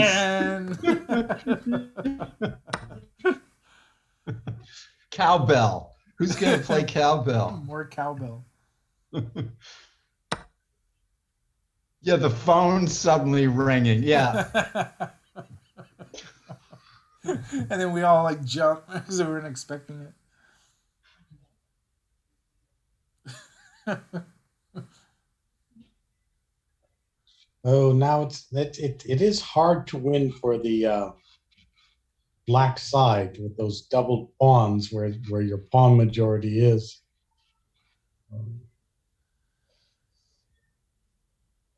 Maybe your pawn to f6 was a better try, but it's hard to offer really good winning advice for black. Well, what's going to happen here on the queen side, Nick? Black's going to play b4. Or does White have enough of a distraction by playing rook h7 and rook h8 or something like that? Yeah, to me, you may as well play rook h7, like tie him down a bit. You're ready when black has to do something to try to win the game, and if that's b4, you trade one set of pawns, you trade some rooks. Maybe that rook's on h8, pinning the bishop. So yeah, it's hard to be really Which active. can jump out with a check.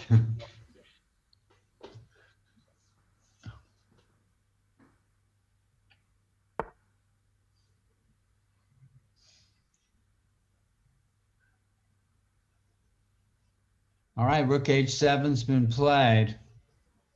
Oh, curious move.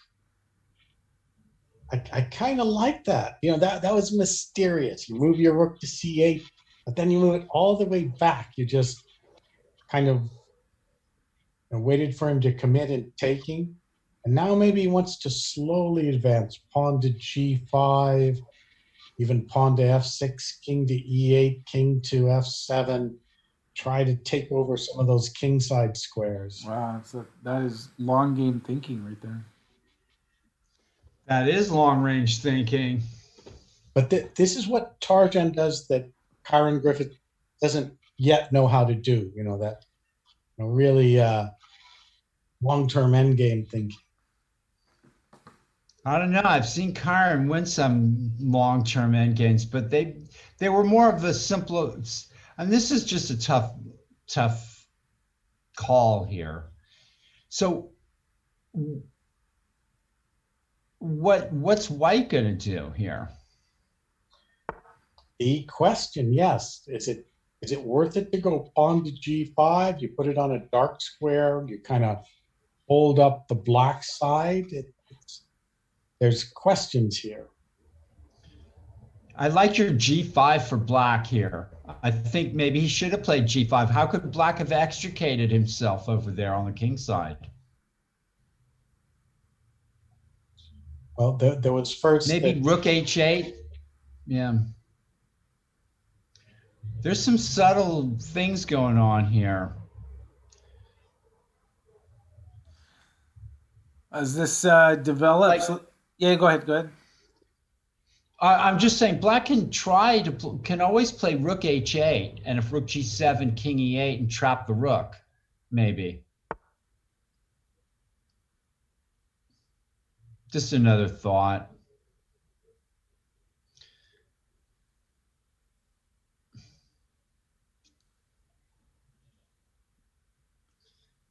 Bishop d6.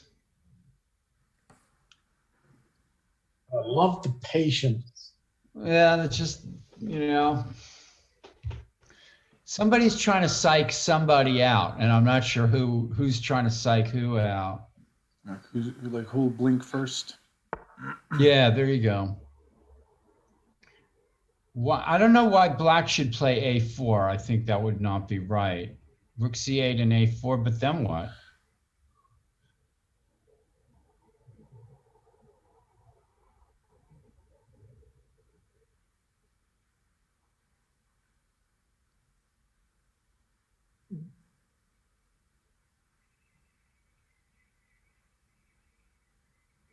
I'm not sure what Tarzan was doing there with Bishop d6.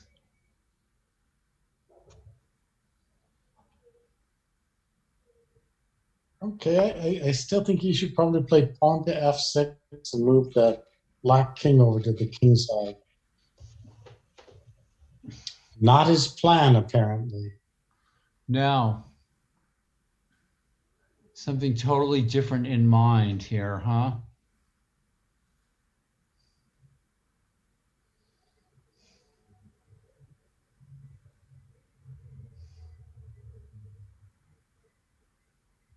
It's interesting how the two rooks on the king side are sort of stationary there. Yeah, you have white's rook on h7 and then black's on g8, but they're sort of keeping each even other the rooks from on the a file, even the rooks on the a file are keeping an eye on each other. Yeah, right. And one's making checking the other. More problematic. Yeah, They're like checking each other. Yeah. Uh-huh. I wonder, what do you think? Is Tarzan first asking Gadir, what can you do to me? Is that Oh, that's an interesting thought. Like seeing if Gadir is going to make some move like a4, play a4 or something. right? Oh. So maybe he'll just go king d7, king c6 for a while, see if white tries to win and do something. And if he doesn't try to win and do something, oh, he does. And Mike Walder. Mike Walder called that move, which I did not think was good because of b4 for black. But with the bishop on d2, b4 is maybe not so great anymore for black. Because white will take on b4.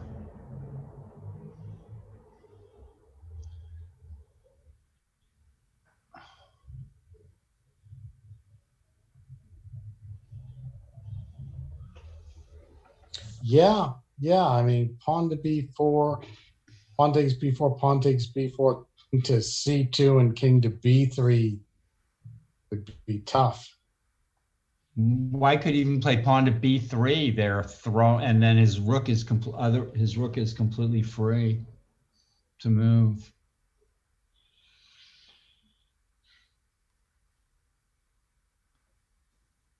Yeah, now somehow white is getting the advantage.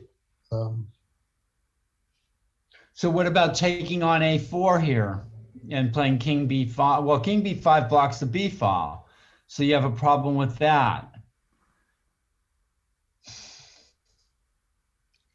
Yeah, I think black's rook g8 was too passive.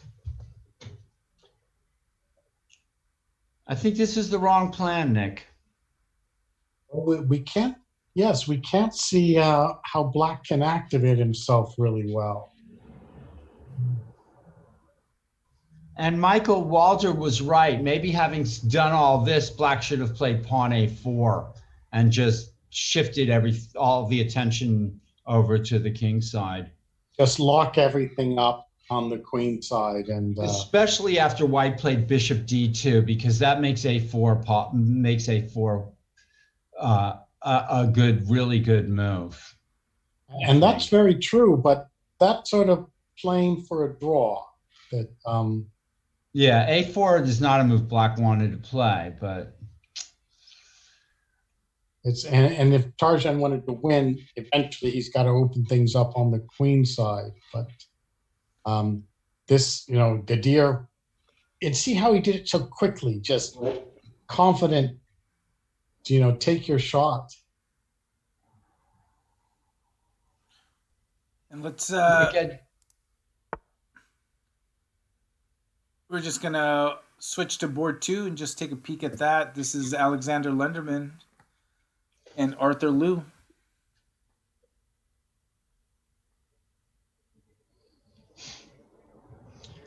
both players have nice minor pieces, but White's is.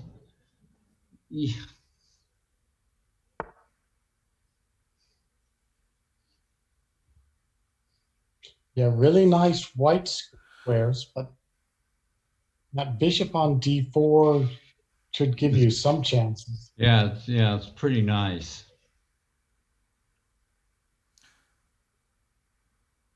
And then checking on Kyron Griffith and Daniel Lynn.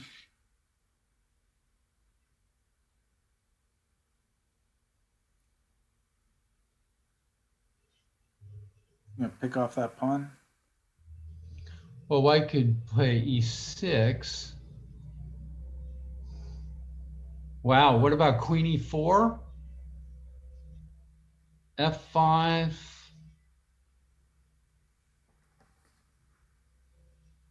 I mean, White can play bishop h7, but maybe, no, that's not so good. What about queen e4?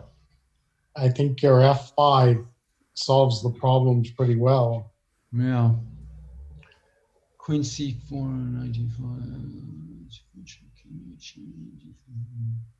Yeah, White has all these pretty looking moves, but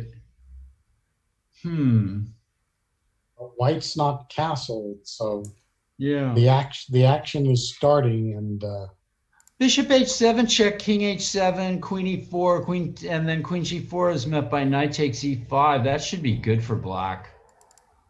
I mean, just on first sight. equal pawns, the bishop pair, better development.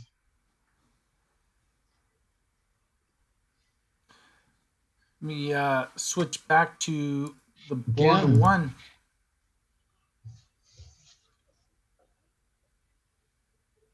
They took.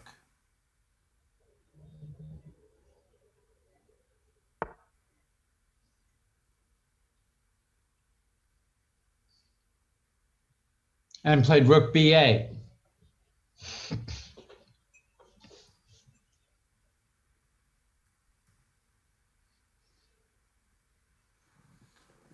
Rook b5 coming. Or maybe king b5. I mean, maybe, or that would be maybe risky. b3 and c4 check. Huh.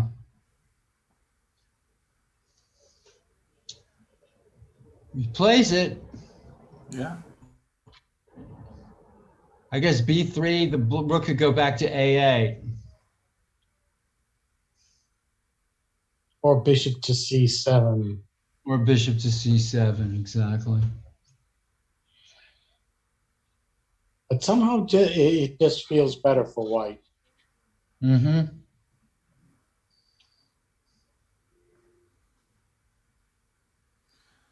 Still a lot of time left.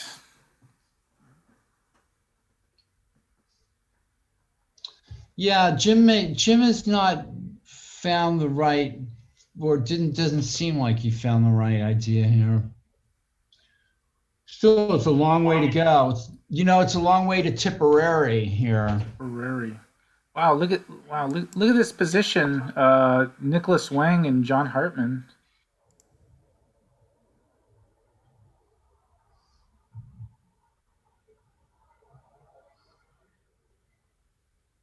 So extra pawn for White.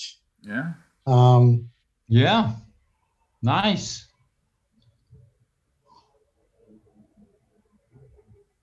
That just White's better, much better here, I guess. Yeah. Got a good game against a tough opponent. I mean, White's probably should be able to engineer a win, I would guess. now. Could I ask? Is this rating point difference correct? No, John Hartman is closer to around 1800. I think he's like 1770. Okay. So they're a little Just closer because Nicholas is about 2000 and John's about 1800. So that's pretty the true. Here's a nice little trap. King F4, F6, Knight D4, G5.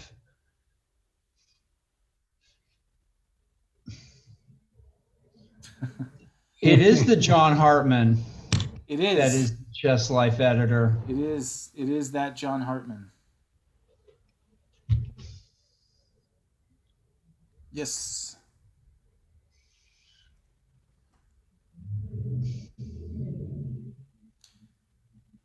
Yeah, he reached out, curious about the TNM from Omaha. Well, online, you can play from anywhere. As Gadir probably is playing. oh, so John is from Omaha. Yeah, that's what she's saying. Omaha. I've never been. Have you, Nick? No, I have not been to Nebraska, which but there's some really good chess players from Nebraska. Nick, I have to ask you, you played in the hotel, you played a chess tournament in the hotel that The Shining was held in, right? That Colorado?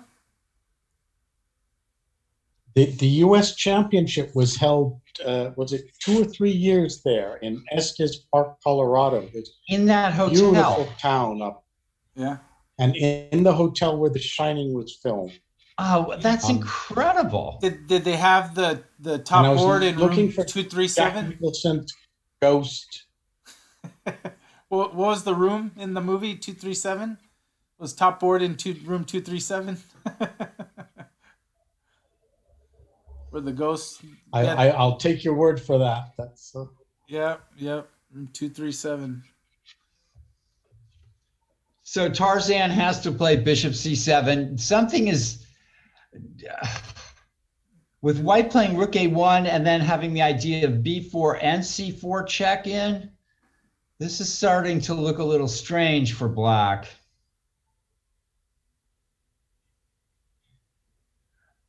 The Stanley Hotel, huh? That's something else. Yeah. Jack Nicholson and Shelley Duvall. I want to see that movie again. I don't think it's on the Nickelodeon channel though, so I have to. No, it's not on the Nickelodeon channel. Yep. oh, so Alexei also played there.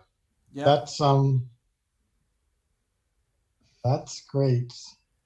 And that is the legendary Jim Tarzan that beat Kramnik. Was it Isle of Man? The Isle of Man, that's right. Yep. Well, Tarzan's gotten himself into a pickle here with this in this game, I think, a little bit. Yes.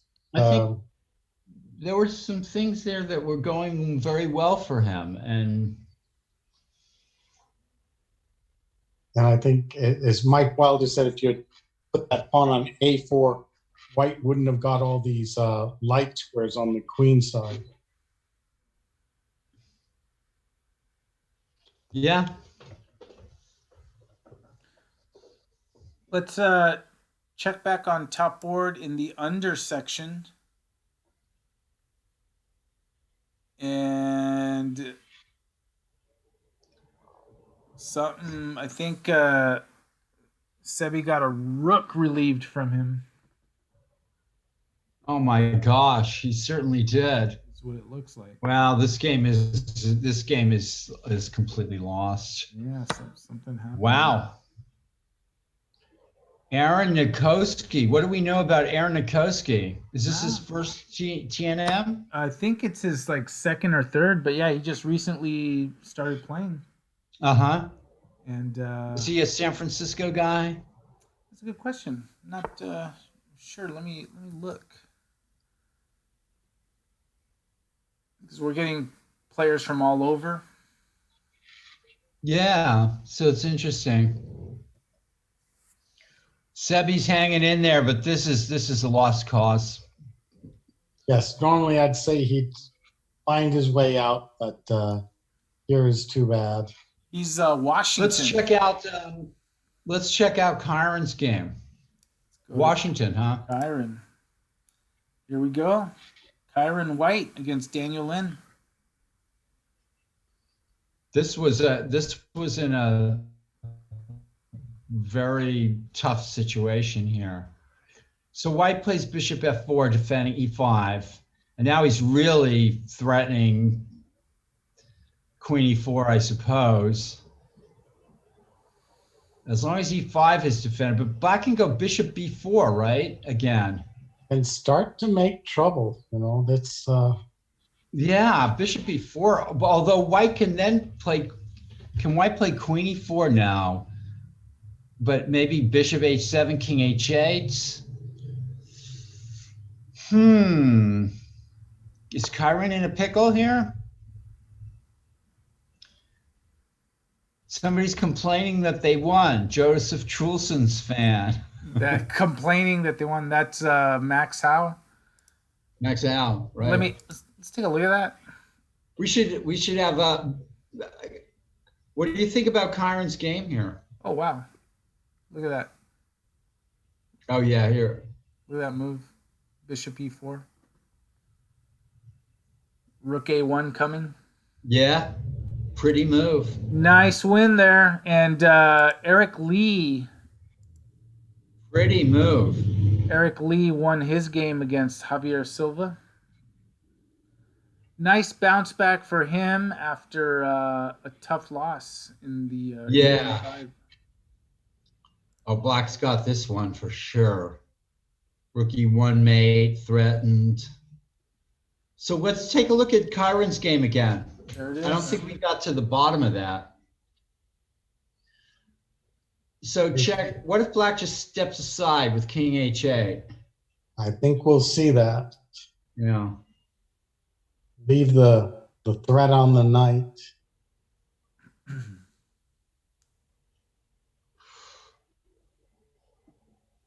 Yeah, I'm not sure bishop h7 was good because then two pieces are going to be attacked. But what choice did White have? I mean, well, he could have gone king to d2. Oh my gosh, right into the pin like that. But then queen a5, wouldn't that have won the knight? Yeah, you're right. Hard to defend then. If he'd gone bishop d2, he would have lost the e pawn for nothing. Yeah. Okay, let's see how this works out. King to h8, because easy for White if king h7, queen e4 check, and queen takes b4. That's just great for White. Yeah. So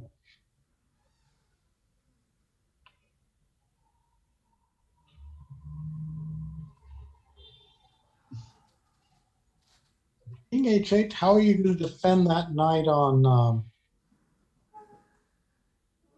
oh, you know what? Maybe king to h8, bishop d2.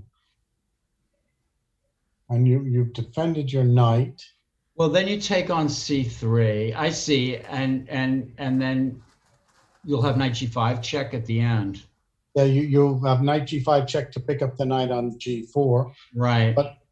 But if we continue, if you go bishop d2 and you add to the pressure and go queen a5, then still threatening the knight on c3. Can you maybe move that knight? Knight to e4.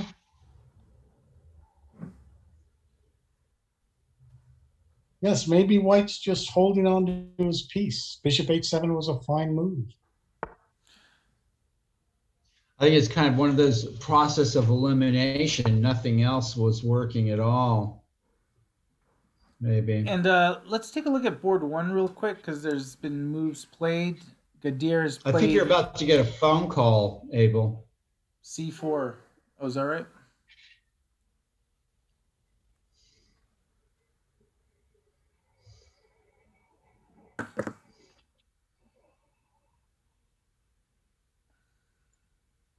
So Tarzan has challenged the H file is taking the H file, but he's going to lose his A pawn, and then maybe have rook H2 and some counterplay at the end of that. What do you think, Nick? Yes, but something like the line pawn takes c4, pawn takes c4, king to c6, bishop takes a5, bishop takes a5, rook takes a5, rook takes a5, rook takes a5, and he gets counterplay with rook to h2 in the g2 pawn, but then Gadir goes rook to a7, also trying to mop up things on the 7th rank. Yeah, it's got to be good for white, huh?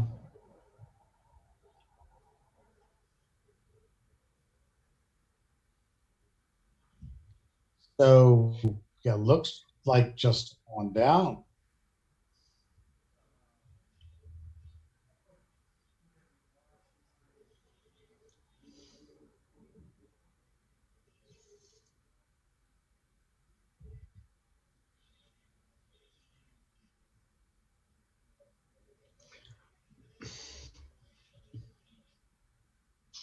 Okay, so Tarzan is struggling even to draw the game.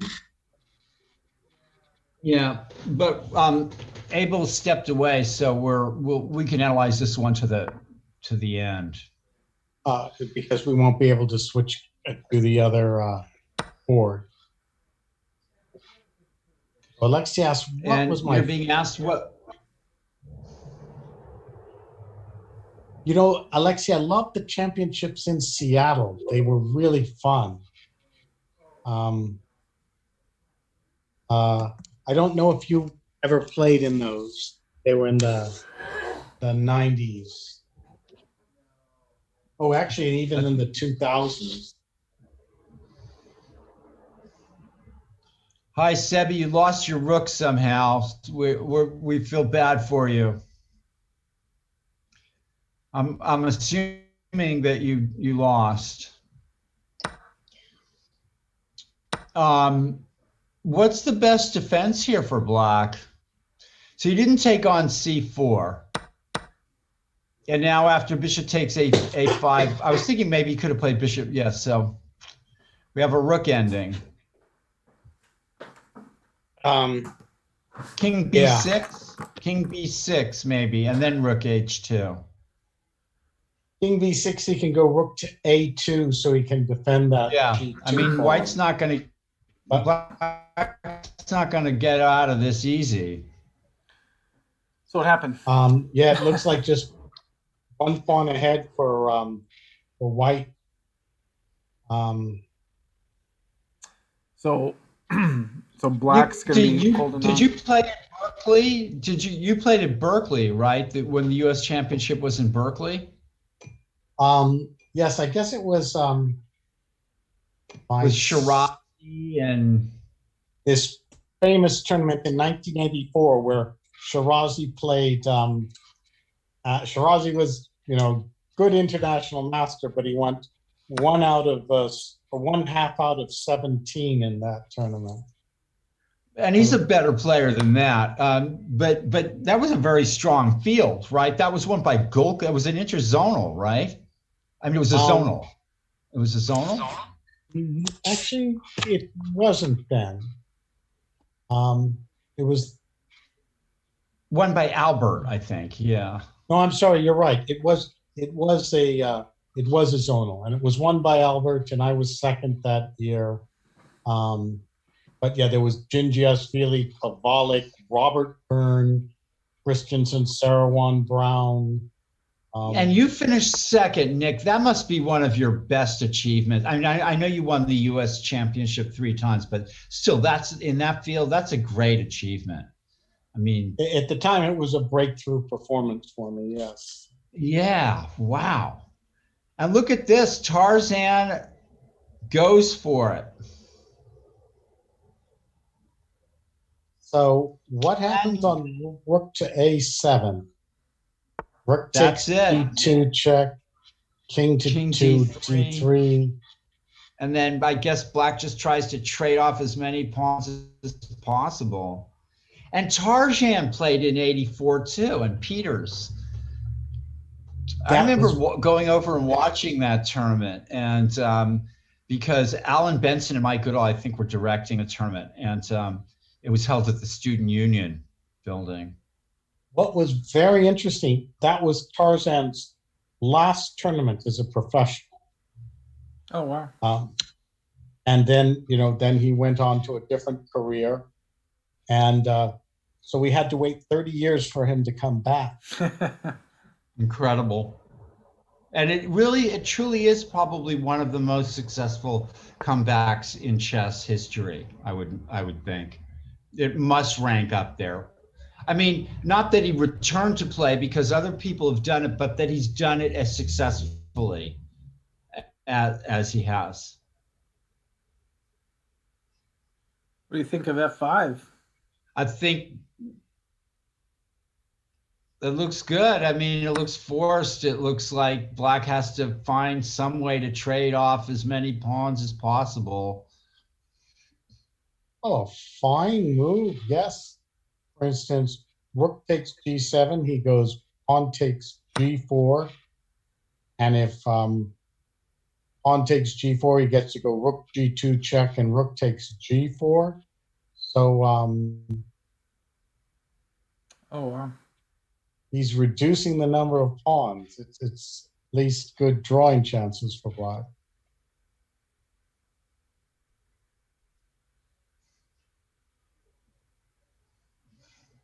What happens on pawn to d5 check? Complicates matters. Yeah, rook takes g6. We have, again, a position, which is 50%. Tarzan is living by the skin of his teeth here. If White can get two connected passed pawns somewhere, it's going to be over, I think. Hey, let's take a look at the game with the Lenderman.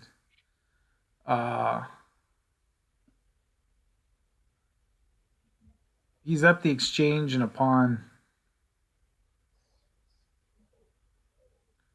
And probably a lot more coming soon.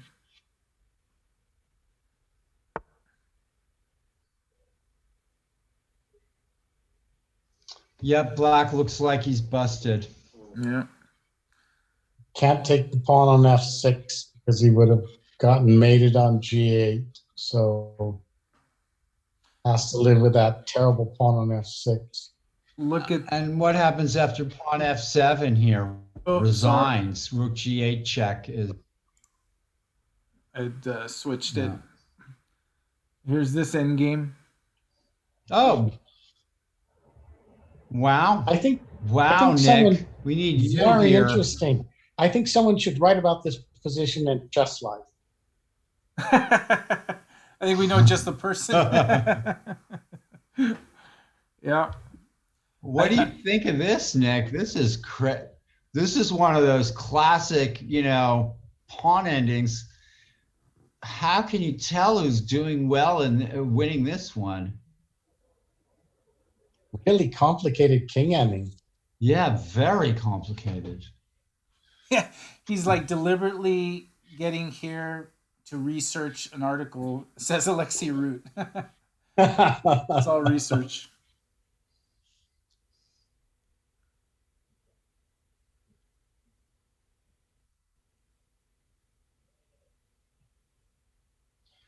Very, very tough little Tough. king and pawn ending. Let's go back to board one.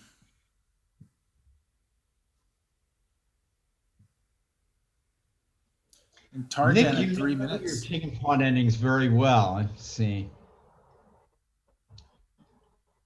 So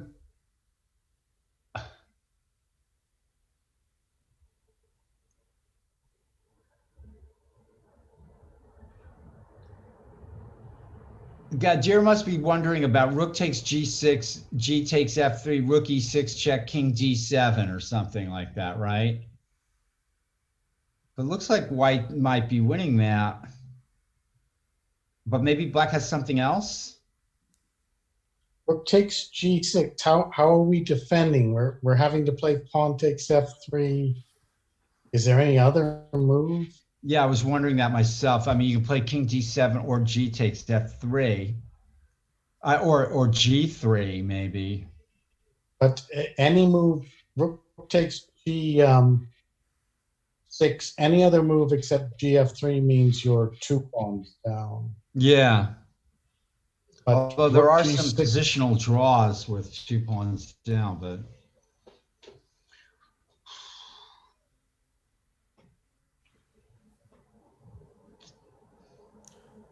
And checking out Kyron's game here.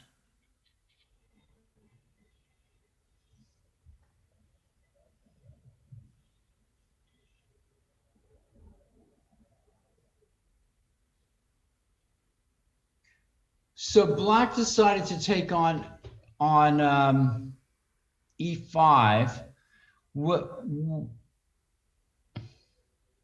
And White's just played c3, and the bishop's gone back to e7. And the bishop's still hanging at h7.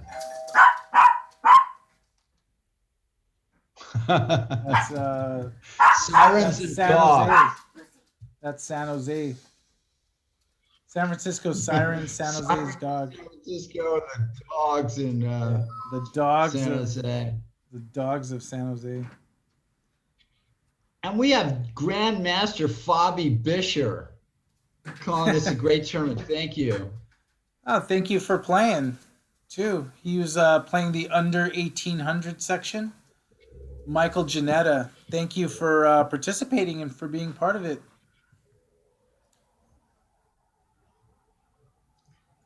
The TNM is every month, not every 2 months, right? Every month. Yep, every month. And not only a TNM, but now a Thursday marathon also. That's a 1 game a week with a longer time control, G60 plus 5. So when are we going to get the Monday through Friday marathon? Like the true marathon? So what's going on here, Nick? it must be better for Black. I mean, there's no checkmate, but say you go pawn to h3, maybe Black has to just retreat and trade off pieces and allow that bishop on 3 to escape. But And in the chat, I put up information for the March TNM. Just click on that, and it's going to be 1 open section, the next TNM. 1 open section. So if h3, knight f3 check, queen f3, knight e5, queen h5, knight d3 check, maybe. Oh, wow. Check Just this. throwing that out. This is the position here.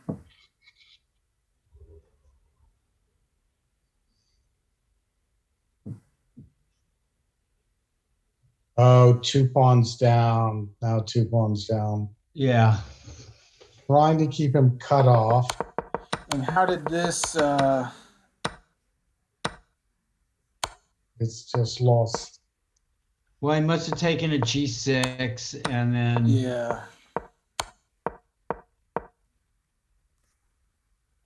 And this, he calculated that this was no problem. And Lenderman did win his game. So Lenderman at 5. there are a couple of positional draws in this endgame. Theoretical draw. But I don't know if that's true in a position like this. Speaking of which, I don't think so. look at it. Look what was just played. Oh, wow. Oh my gosh.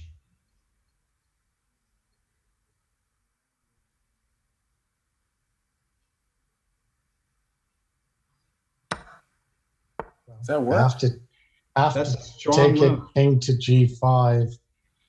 Because Black has to do something about that F pawn if it wants to do anything. F pawn needs to be repeated twice whenever it's said. Not the F pawn, just the F pawn. Well, now this is black is in what king e4, king g6, king f3. King h5, king f2, king g5. And if e5, king f5. King f5. Maybe white wins by a tempo. This would be a great article. Oh, and Mike Walder, he's asking about the Thursday night marathon being continued online. The intent of the Thursday night marathon is that it stays online even after we reopen. Because so it becomes the online tournament. Yeah, because the Tuesday night marathon will be live. But the idea of the Thursday marathon was that will remain an online tournament even after everything reopens. So, yep.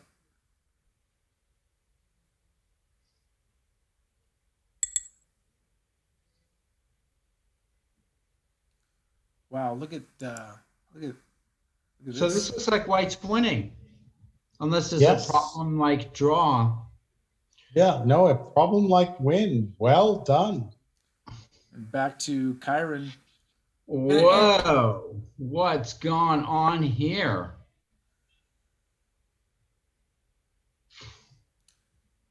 And in all this chaos, the material is even.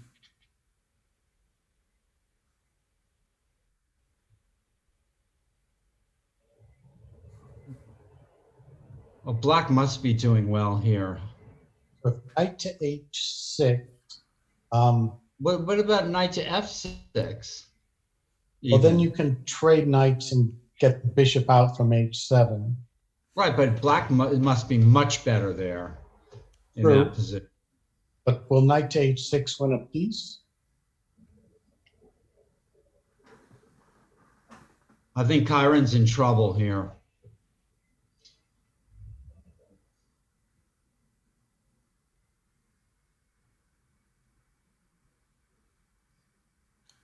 And Alexi's in the chat that he's trying for Best Swindle 2021.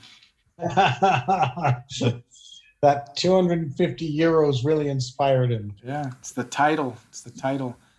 So I see a little cheapo for white here. Knight f6, knight takes f6, bishop f6, bishop c2, and if bishop takes c3, queen d3. And white wins a piece. And just really quickly, the game is over on board one. Gadir Guseyanov wins the match and wins the tournament by virtue of that. So congratulations. Yeah. And for two tough final round games, getting it done. And Jim Tarjan in the game chat telling him that you have an amazing talent at these simple positions to Gadir. Yeah.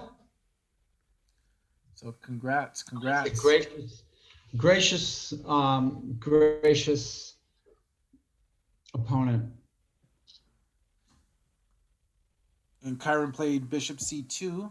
Okay, so now with bishop c3, queen d3, but black's should have a fine game here. How about rook d8? Hey guys, can I move over to this game because look at this. Even bishop f5. Black is better here for sure. Kyron's in trouble there.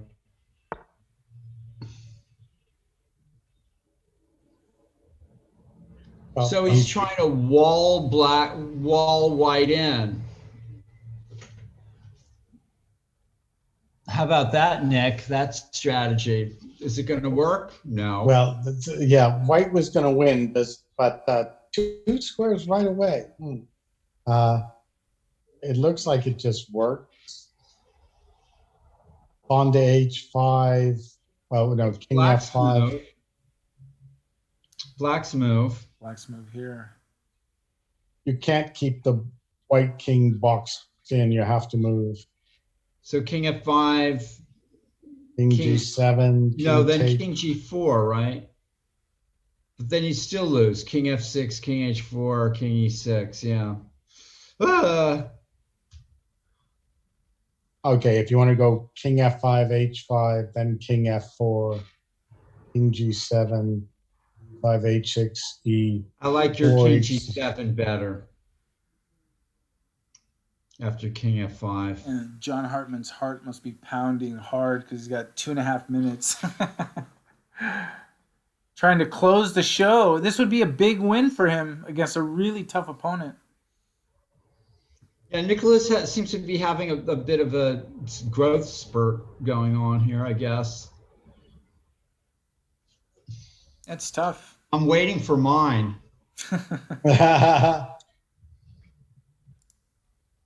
King f5 is just met by king g7.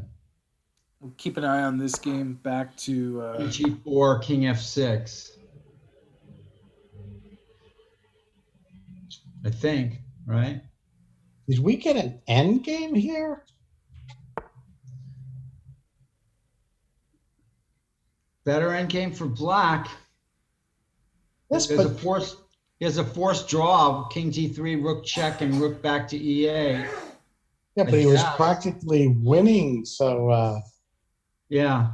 this is I mean, Kyron's- black is white's rook d8 check and rook back to e8 is a simple draw. and John Hartman won that game. This was it. His opponent resigned here. Could black have played on? No. No. King f5, king g7.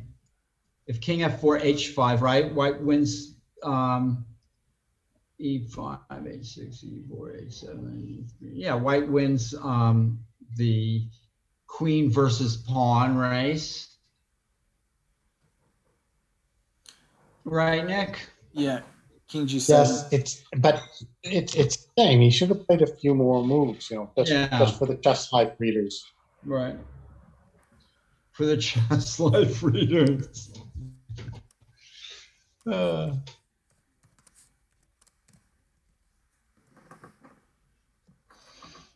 Well, Okay. the deer was very impressive the last couple of rounds. Yeah, but I think we're all going to be ready for him next the next tournament. They agreed to a draw. Who did? Kyron and Daniel Lynn. Well, black was still better at the end, but and probably missed a win there. Here we have this game between Guy Argo and David Askin.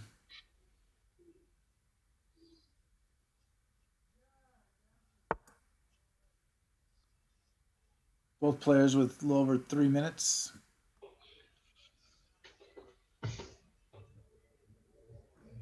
Well, black looks like he has a great game here. Jeez.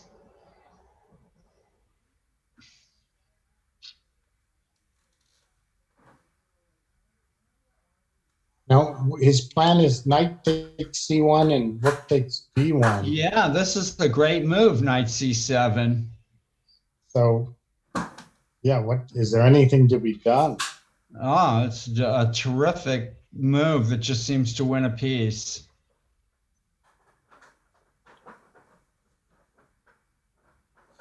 And Argo fighting time. Well, position too. Knight c7 is a knockout blow. Yeah, that just takes a piece. Yeah. John, you played a great game. That was a great game you played. Yeah, We actually just like covered that a Argo. lot. We covered it a lot. Yeah. Lexi Root was in the chat saying that you're playing all these games deliberately as research for an article. King f3, I think didn't work, right, Nick? Yeah, we thought you won by a tempo. Yeah, you win by one tempo. At least that's what we thought superficially. And here's the off the position. cuff. Like here. Yeah, it's earlier than this. He's asking. Oh, earlier than even that. Yeah. Yeah, here. Yeah, after King E4, King G6, now King F3. But that doesn't seem to work. That was good. Okay, you should have played King E6 here instead of King D4 is a mistake, but E6 is a great move. And suddenly, Yeah. Okay, he's so got- now let's look at the position after King. Keep going, Abel. E6 takes King G5, King E4, King takes G6, and then let's stop there after King takes G6. Yeah, No, it's- don't put King F4 on the board. Got it. Okay. Yeah. No, go. Yeah, you have to go back here. More after the Yeah. Instead of King F4, King F3. Move that we want to look at. Yeah, one go move back. back. One move back. Now, if Black plays King F3, One King move back takes for white. H5, right?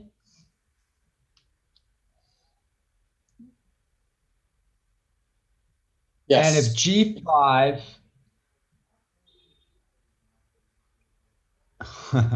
one more move back. Okay, so no, if no, we go, King takes G6. Yeah, King takes G6. That's fine. Yep. And then you're saying King F3, right? Yeah. But it doesn't work. Because after King H5, let's show it. John may give us a little credit in Just Life. So King F3 for black if we make that move. Yep. King I don't takes- think we can. You make that move? Yeah. Abel? Yeah. Okay. King takes. Yeah. Okay. King F3. King takes pawn. King takes H5. King takes H5. Yep. King takes F2.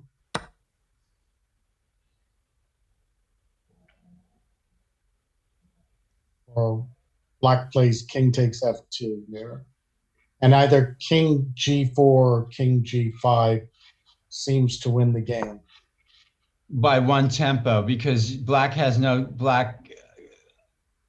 to, if E5, King F5 wins the pawn. So John, you were good. You did it right. Yeah. Yeah. Very good. Very good. And, David Askin did win that game. So I think E5, Goko fan and Alexi are saying that it was a draw. Don't take wait a on minute. H. Wait a minute. Yeah, no, we have to go back to that.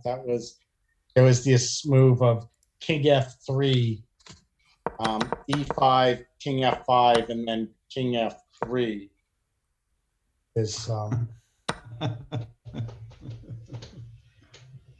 So yeah, King G6, King F3, King H5, King takes F2. Maybe is King G4 better? No, E5, King G5 is the same thing, right? Okay, E4. so King G5 or G4, pawn to They're E5. saying not King takes F2. They're saying play pawn E5 instead. E5 first in this position. Okay, pawn to E5 first, then forcing King to G5.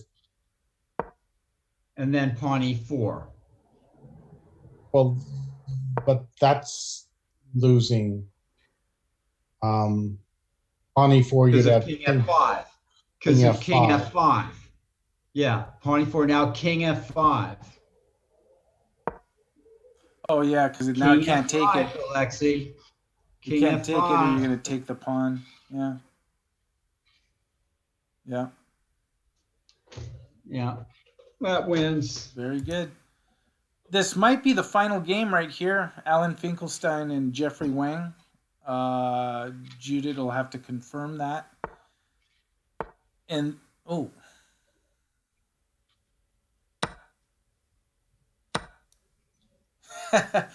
It's late over there, John, but thank you for participating and hanging out. And there's always the March one coming in 2 weeks. And the March TNM is one open section TNM. So it's not divided in 2 sections. It's one open section. And so if you all want your subscriptions to Chess Life and Review, you better play in the tournament. Oh, wow. Judith saying 4 more games. And this game is a pretty boring game here. What? Give me a handle, Judith, of the games remaining. #follow. John, how old is your kid?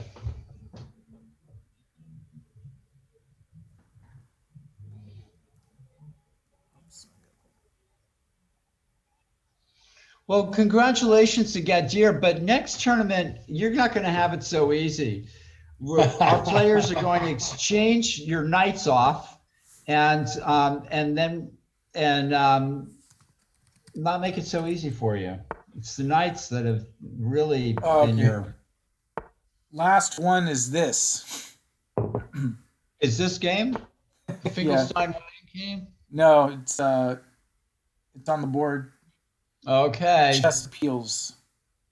You're seeing it here for the first time at the Mechanics Institute Chess Club.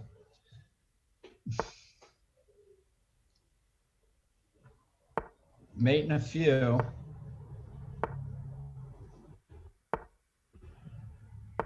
Yep.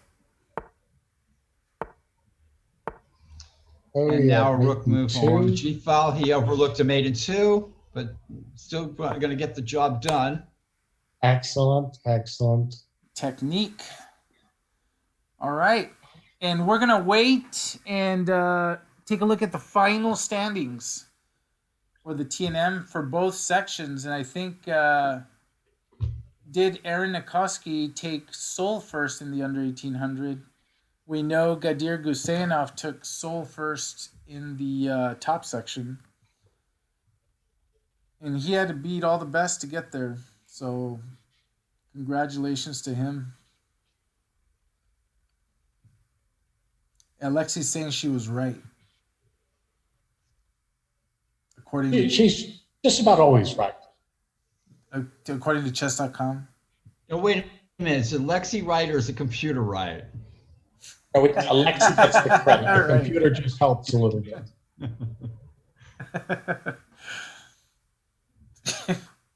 Sebi, you played a great tournament. Congratulations. Yeah. And, You're one Sebi, of the rising stars.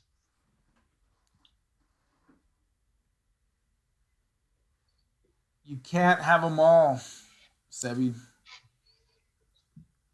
But I think he knows that already. I think by the time you get to 1800 strength, actually, by the time you get to like 1400, you pretty much know that you're going to have some great tournaments and you're going to have some not so great tournaments.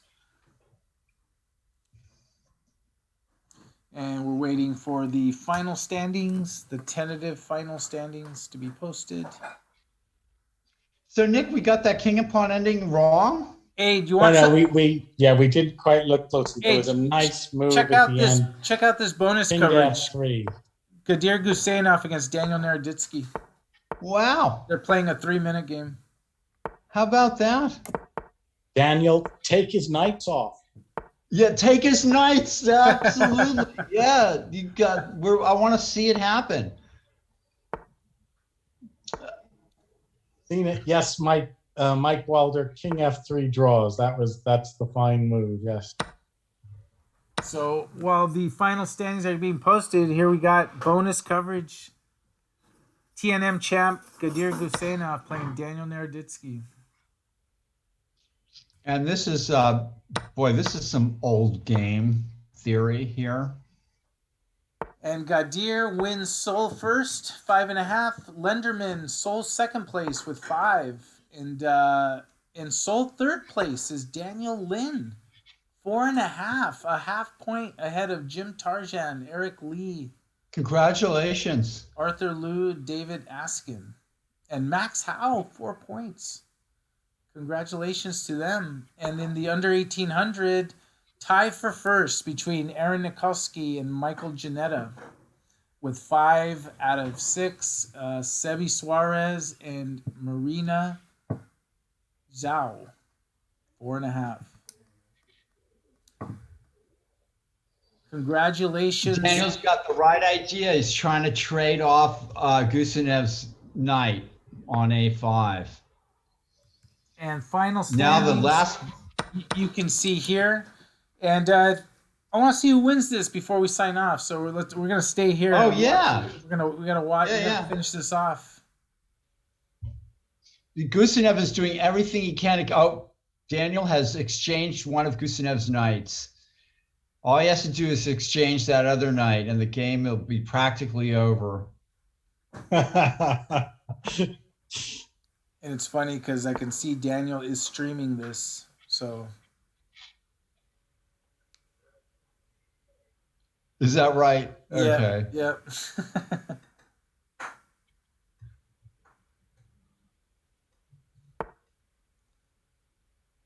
Wow, look at that. White's a pawn ahead. As long as that black knight on F6 doesn't cause trouble, you know.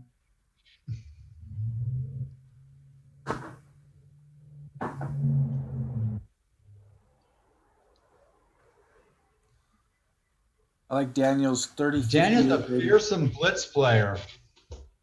That's for sure. 30-58 rating.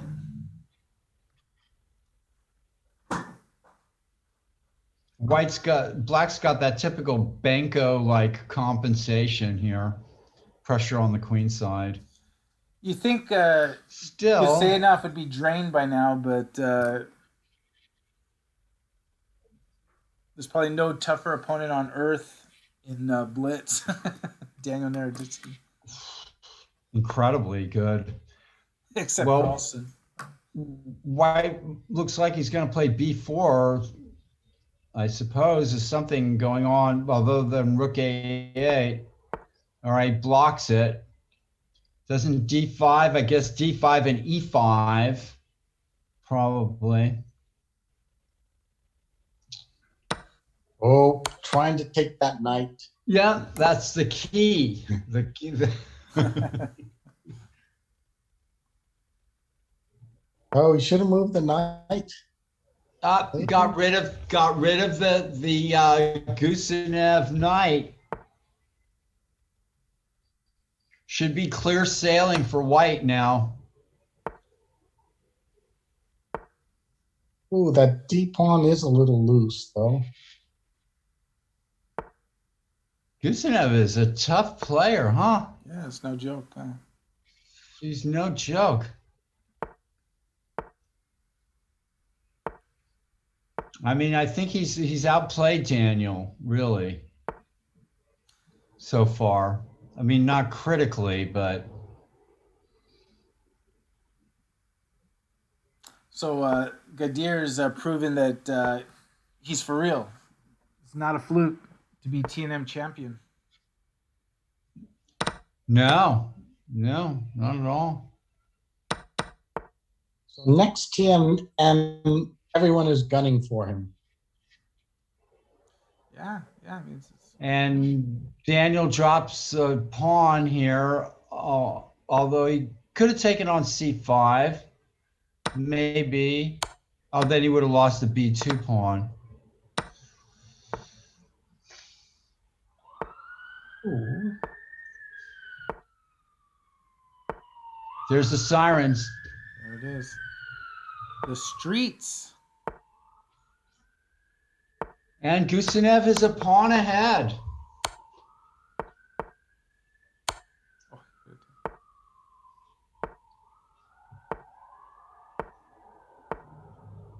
Okay, so he gives up that pawn for that pawn. And Daniel just pitched his G pawn But Gusinov didn't see it, I think. Yep. Well, and it's over. Hey, how come you don't play this fast, Paul? Who won? I had the spinning. Who won the game?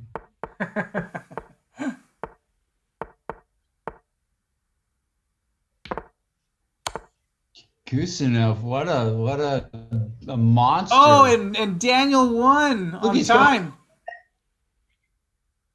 That's crazy. The same ending against Tarzan. So there's a poetic justice to this. All right, everyone. Well, thank you, Nick. Thank you, Paul, and thank you, everyone, for following us tonight for the Tuesday Night Marathon. The March TNM starts in 2 weeks. Registration is open. The link was posted in the chat, but just go to our homepage. Thank you to Judith for pairing all the games, starting all the games, running everything. Nick and Paul for the coverage, and thank you everyone for following us and watching the event and being a part of our chess community. We love doing what we do, and just thank you for hanging out with us. And we are going to raid the Chess Dojo. David Pruis is doing some game analysis. So much like Paul does in his class, we're going to do game analysis with David Pruis, International Master of Chess Dojo, good friends of ours. So thank you, everyone, for watching. And thank you, Sebi. Thanks for following. And have a good night, everyone. Yeah, good night, everybody. Bye.